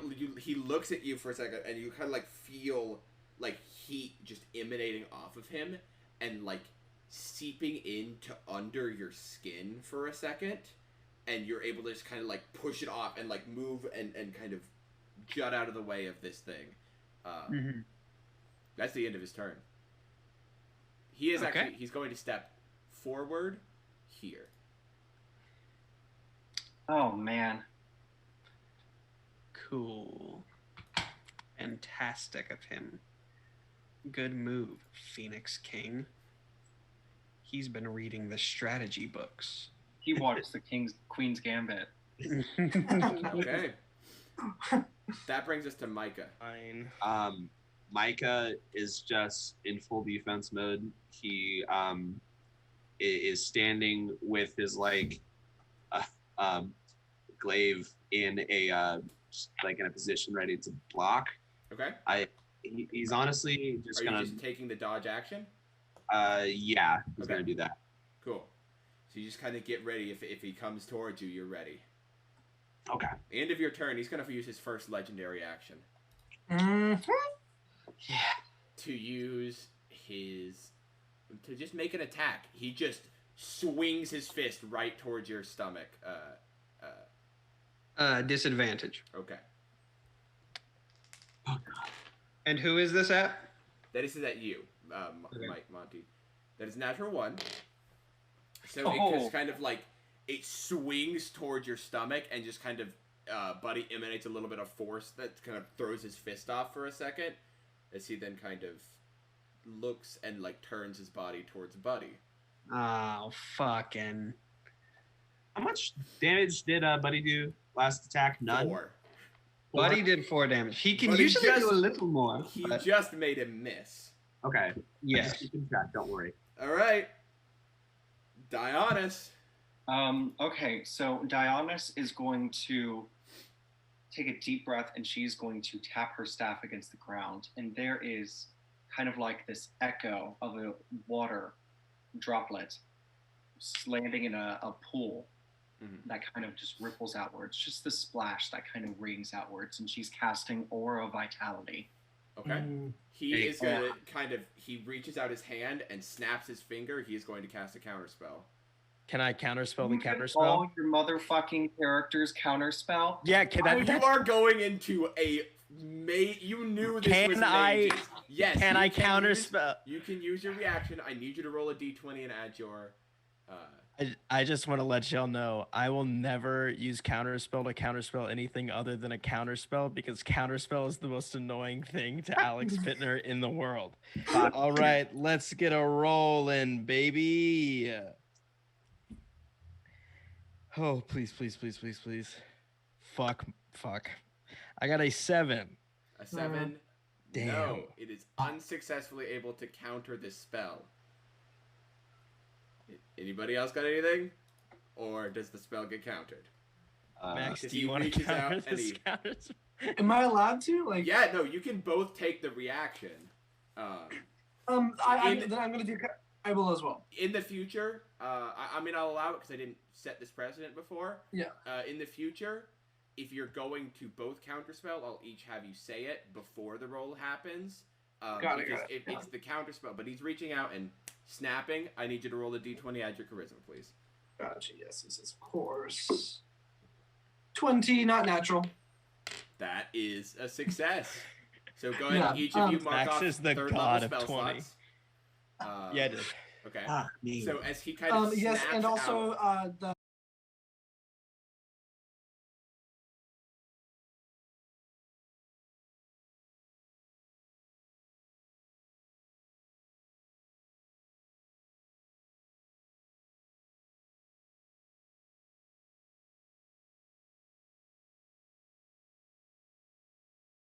fire kind of comes out and begins to shoot towards, but you just kind of throw a little bit of like gold paint kind of thing, and like paint, throw it, and it splats it out of the air as he just kind of.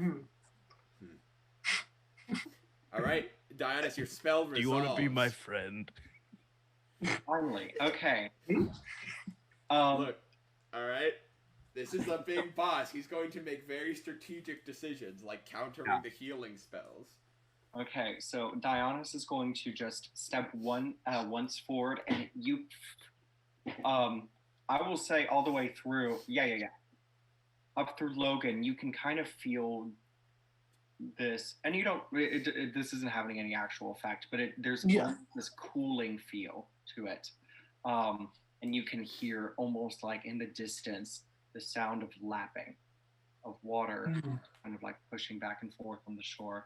And Dionysus is now going to use her bonus action to restore 2d6 to Logan. Sweet. Okay. What about your first spell that you cast? You didn't resolve that one.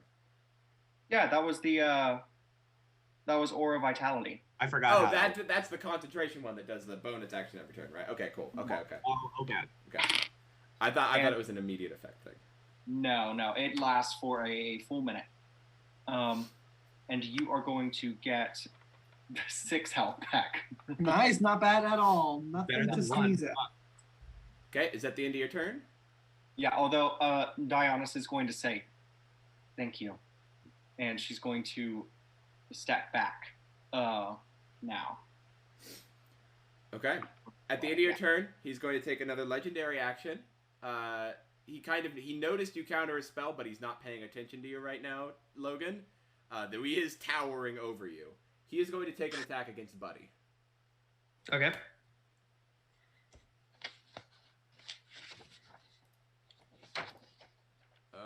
That is a 16 to hit. That will hit. Okay. Buddy.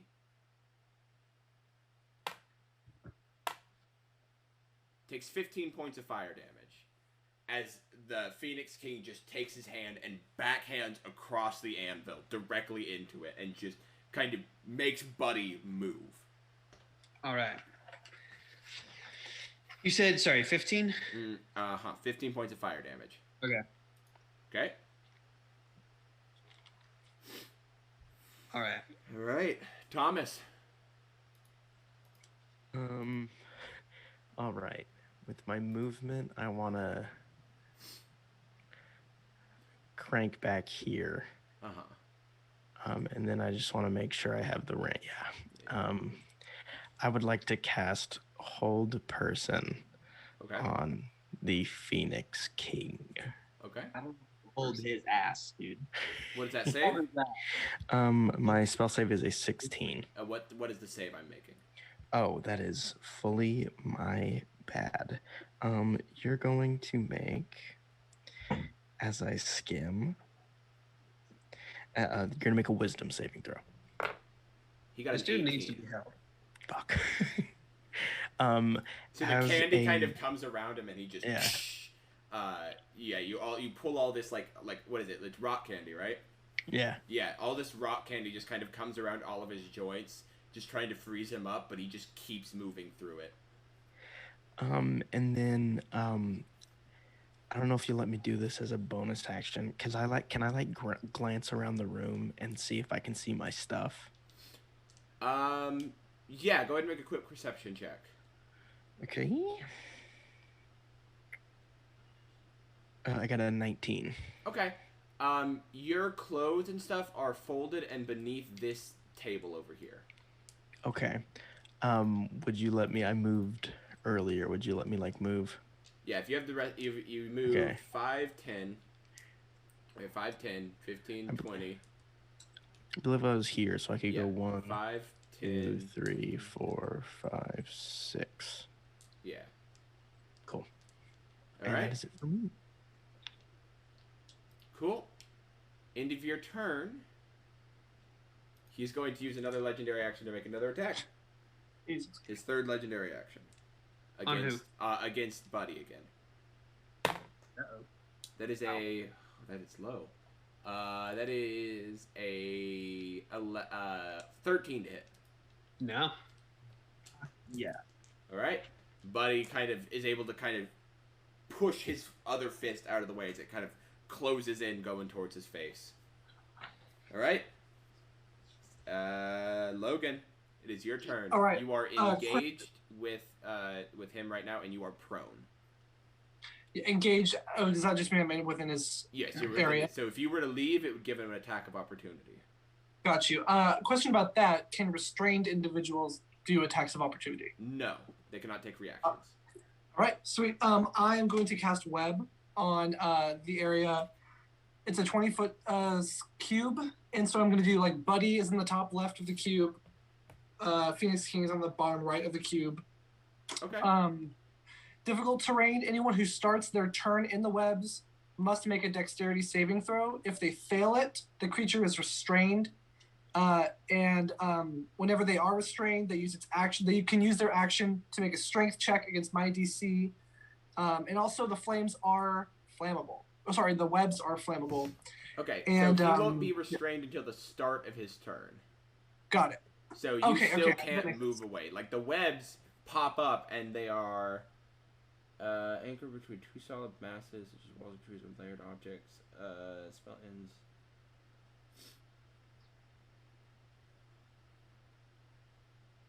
If the webs are anchored. Okay, so they're anchored between all the walls, so that's fine. Each creature starts its turn, take a dex save on a failed save. It's restrained. A creature restrained by the webs can use its reactions to make a strength check against your spell save DC. Okay, cool. Alrighty. Cool. Is that it for you? Yes, and so it'll be like Buddy top left, and top right. That's 20, right? Yeah, you're staying right next to him. It is 20 foot would be a 4x4 cube. So I can draw it out. You could do it so Buddy is not in it. Oh yeah. You could do if Pheonix King was top right of the cube. Yes, I misunderstood. I made a 10-foot cube by accident, so it's a 4x4. So then can I just like relook at that? I was wrong with that. Yes, so that's your cube. Yeah. That.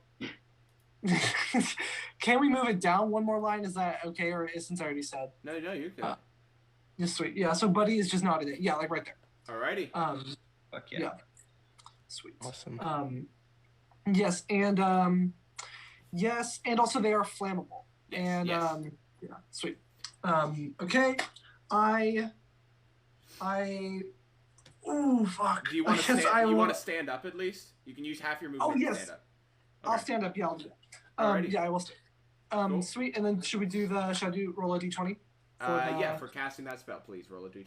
Thank you for remembering that. Because sometimes I like when it acts chaotically and something crazy happens. If you wanted to, you could have taken the disengage action. Yeah, but he cast the spell, which was was the spell a bonus Mm-hmm. action? No, it's an action. Okay, cool. Okay. Yeah, so yeah, I was considering either doing one of those. Alrighty, is that it for you? Yes. Also, the webs are gold. Monty, let it be known. All right. I'm going to I'm just gonna swing at him right now. All right. I'm just gonna keep doing my swing thing. No flourishes on it, nothing like that. First one is a 17 to hit. 17. 17. Whoa, I don't know why I was looking at that. 17 does hit. Cool. Second one, that's a 25. That does also hit. All right. Let's break out them damage dice. 24 slashing damage. 24. Oh my god, that's insane. All right, you gotta. Oh. And Buddy is going to do another repair action. Okay. And is going to actually move to right here. If he walks into the webs, it's just difficult to It's just when you start your turn there. Okay, so he's gonna move right there and take a repair action. So he will regain. I have to look at it literally every time. 2d8 plus 3. Are the webs there yet, or they appear on the Phoenix King's turn? Is that what you said, or at the end of my turn? No, he won't be restrained. He won't have to make the save until he starts his turn. Yeah, you're right. Yeah. So Buddy gets 12 hit points back. Okay. And that will be the end of me and Buddy. Okay. It'll surely be the end of me and Buddy. All right. So, start of his turn, he needs to make a dexterity saving throw, correct? Yes. This could be What big. is your save? 14. Okay, he's going to use a legendary resistance to pass that save. That's good, though. That's still good. As the kind of webs kind of stick onto him, he kind of pulls off. Then he's going to cast a spell. He puts his gloves together and just... Do I want to cast a spell? I think we're fresh out. Disappears into flame for a second. And then poof, he appears right in front of Buddy, a fist rocketing towards him, and then disappears. Poof, appears right in front of Monty. Poof, appears in front of Logan. Poof, and finally appears in front, right behind Micah there, as a strike came against each of you. So I'm going to roll an attack against each of you. And none of those would beget, like, opportunity of attacks. No, right? this is teleportation. Yeah. Gotcha, yeah. Buddy is the first attack. And also, the flames would catch on fire. No, this is not fire. Well, actually, this will be fire. That is a 16 for Buddy. That will hit. All right, Buddy takes 10 points of fire damage. Okay. Then Monty, this one's against you. Sure thing. That is a 22 to hit.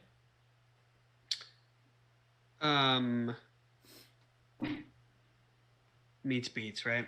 Meets beats. Then yeah, I'm taking it. You take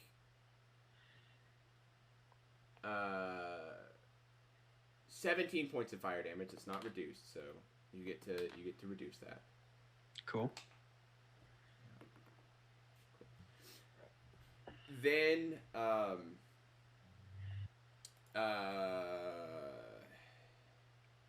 against Logan,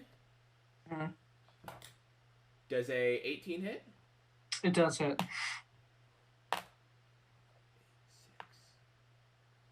You're out. You're done. You're back down. As it cracks you down as you kind of fall back down onto your chest. And then one against Micah here. But that is actually pretty low. That is a 12 to hit. Okay, thank God. Okay. As it, you just kind of see that happening and kind of actually it's even a disadvantage because you took the dodge action. He teleports behind me. It only affects. You were here and you were paying attention and kind of expected it to be coming towards you, so you just kind of instinctually move and duck out of the way as you hear like the cracking of the air go right above you, and then he kind of spins and you kind of turn and you're squared up with him. Okay. Okay. I'm gonna. It is not your turn yet. Fuck. So he just did that. He lands there. I checked that. That was that. Okay. Now it is your turn. Okay. I'm just gonna waylay into him as much as possible before I get knocked down again. Okay. Okay, so first one with the glaive this time. That's 18 to hit. 18 to hit? Yeah. 18 hits. Okay, cool. And then I'm gonna use a key point to do flurry of blows. I'm just gonna get all this beforehand and all my damage. Let's do it all. That's your second key point, correct? You have one more left? Yes. Okay. Okay. So that's 2 unarmed strikes. Mm-hmm. So the first one will be nat 1. That's wide. Second one is going to be a 24. So that's 1d4 plus 2. Okay. That's going to be 4 damage as well. As I slash across. Your damage total? Damage total, I haven't rolled for the glaive yet. Okay. Sorry. You roll the glaive, D10, add your strength. Okay. Yeah. Okay, cool. 3. So that's 7 total. I'm just kind of like weakly just trying to do whatever I can. Okay. Keep slashing the cross and just tries to get it like a left hook. Just which kind of cracks into him, and like, you know, you punch into this obsidian mask and kind of you know, push it, and there's you actually do feel it crack a little bit as he kind of I'm just standing there fucking panic. At the end of your turn, yeah, he's gonna use a legendary action to make an attack against you. Okay. That is a 27 to hit. You're at that 1 hits. Point, right? Yeah. Okay. You all kind of see as this fist kind of comes down and cracks across Micah's face as he as his body begins to collapse. Before it hits the ground, the Pheonix King grabs his unconscious body by the throat and is just holding it up in the air. Dionys, it's your turn. Wow, that's a fun thing to go on. Dionys is going to move forward. So she's standing right in front of the fireplace, and she is going to let that aura sort of lap over. Sorry, Micah. No, yeah, you're good. Logan's probably gonna survive this one. No. You feel that energy, that coolness, like flood into you, and you're going to be restored by. Damn, I'm rolling like shit on these D6. 3 hit points. So I'm going up by 3? Yep. You're conscious again. Okay, so I'm at 2 now. It's. Oh, sorry, no, I'm at 3 now. You're at 3. You are grappled right now. Yeah, and fuck me. Okay. And then Dionys is going to, again, move over this way, and she's going to reach out and cast Cure Wounds on Logan. Wonderful. All right, and so, Logan, you are going to receive... Awesome, 11 hit points back. Ooh, great to hear. And then, with the rest of my movement, Dionys is going to step this way. Although she is going to whisper to you, nice webs. Thank you. Oh. At the end of your turn, the Pheonix King Dispel is just, it's pointless! As he's going to use another legendary action to smash his fist into Micah's face. That is a non-natural 20 to hit. That hits. You take 9 points of fire damage as poof, his body goes limp again. Oh my god. This has got to lead to like several concussions at this point, right? You're not doing good. You came back for a second with the magical healing and you were like, and then you just, you know, there was the immediate realization of your situation. Boom! As you go limp again. Thomas, it's your turn. We're gonna try another hold person. Wisdom saving throw DC 16. He's gonna use another legendary resistance. Jesus Christ! How many of those does he have? They sound limited in resources. I also want to move down and I just want to grab. I'm just looking for the necklace. I'm not like trying to put on my clothes. I'm just trying to get my my locket, my parapet of wound closure. Okay. Yeah. No. Easy enough to find. In this clothes stuff. It's actually question. You kind of look through the clothes. It's not on the clothes. It is on the desk. Okay. Does that require attunement? Yes, I believe you are tuned to it, though. Okay. Fuck, I wanted to throw it. I wanted to try to play horseshoes with Micah's neck.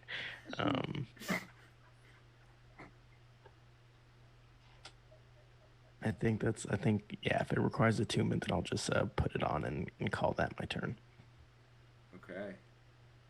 So you quickly put it back on. You kind of feel the magic kind of reinvigorate you for a second. Thomas, it's the end of your turn, yes. He's going to use another legendary action. Jesus. How do those work? Like, is there like a 2-second summary? Because at the end of each of it, at the end of each, he has 3 legendary actions per turn cycle. At the end of each turn, he can use a legendary action to do a series of things that is unique to him. Okay. That hits. You all kind of hear as his hand closes around, and you kind of hear the bones begin to snap. Go ahead and take 2 death saves onto your character sheet, Micah, please. Because you are unconscious, and it is a critical. You want a crit? No. No, it's not you roll a crit. If you hit somebody while they are unconscious, it is an automatic critical. And you hear as he is just staring with his red eyes all of you down.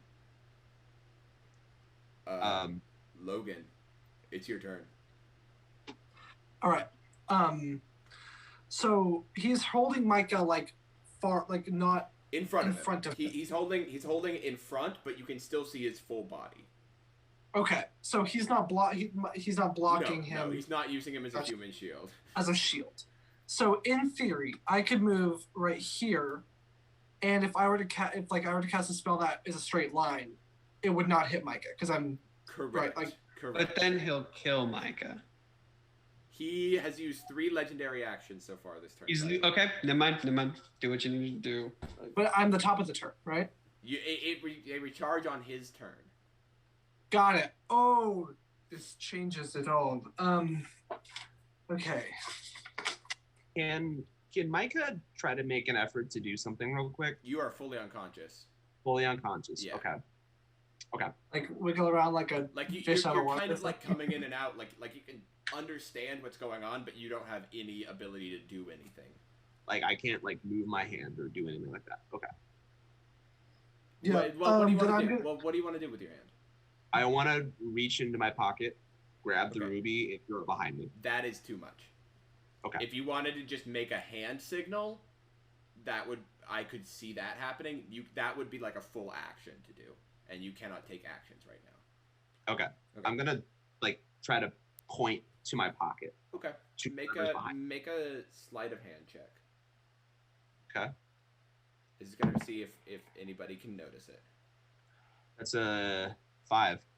Nobody's really paying attention to your hands right now. We're kind of preoccupied with the fact that you're being choked out. Yeah. Your neck is being snapped from right now. Yep.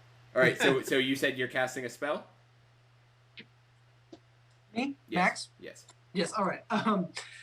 Yes, I'm gonna cast Agonazer's Scorcher, the lion one with the flame. Yes. Yeah. So he needs to make a what save? From where I'm standing, it's he makes a dexterity saving throw. On a failed save, he takes 3d8, half on a successful. You got an 18. Against my 14, so he takes half the damage. Okay.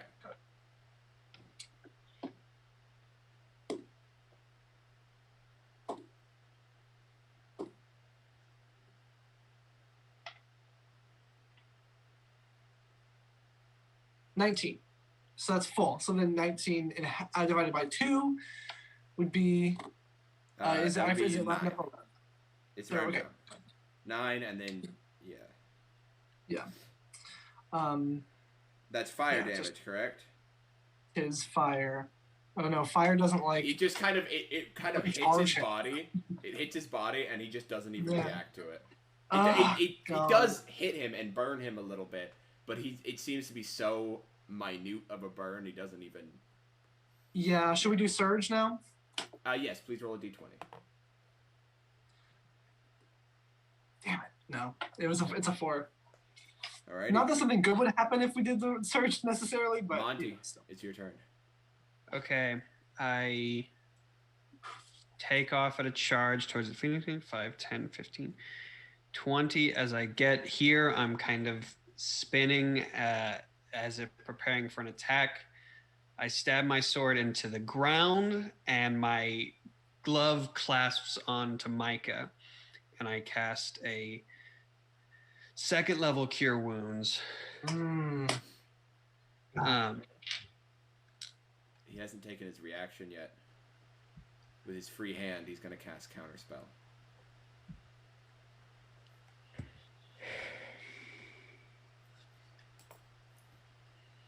We're all out of counterspells, aren't we? We're all out of counterspells.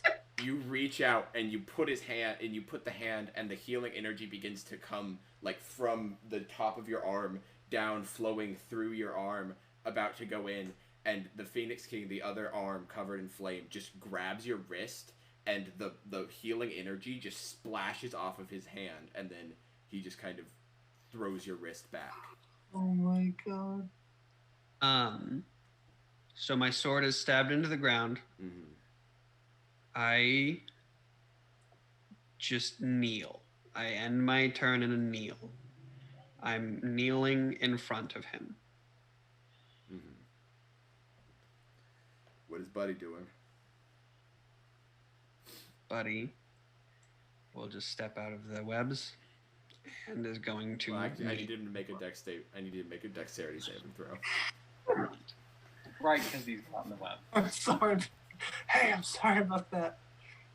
That's a 4. Base web. 4, he's restrained. He can't move. Okay, also, Buddy stuck in the webs and then kneels in the... Oh, they are on fire, but it's spreading. Yeah. I'm not doing that right now. I'm not really paying attention to that. All right. Monty. Wait, can I make one more thing about the webs? If they are on fire, if they've been on fire for 1 round, they would have been disintegrated. And he might be free. Sure. Let's say the webs have disintegrated at this point. That is the easiest way to handle this. If he's out of it, yeah. Okay. Gone. What is then Buddy is going to stand next to Logan and kneel there. Yeah. Okay. Pheonix King is holding Micah's body.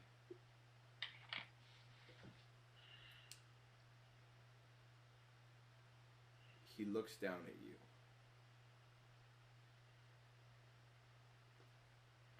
Monty, I need you to make a persuasion check.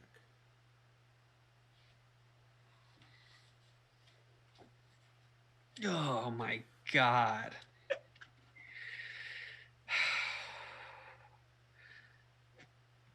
This sounds shenanigan-y, but I think mechanically kind of it works. Is Buddy giving me the help action right now? No, the double kneel is what's allowing you to do this. Okay. 15.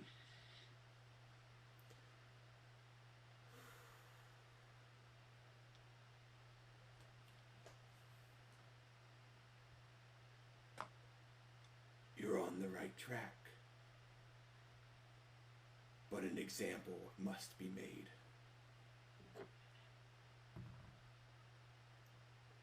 And he takes his arm and shoves it through Micah's stomach.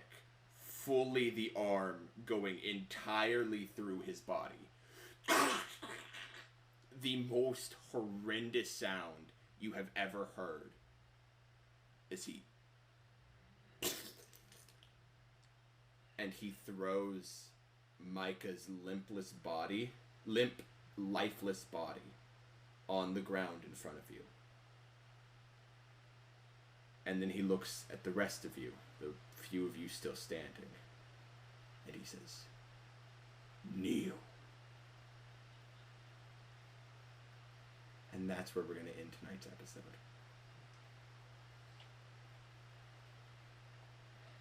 Happy Jest Quest, everyone. Yay, Jest Quest! Yeah, the next episode will start with Logan throwing up everywhere. Yeah.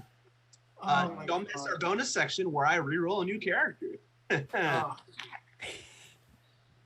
Thank you, Cure wounds, everybody, for watching. That was hard. Yeah. Fuck. And we'll pick up from there next week. Thank you, everybody. Wear a mask.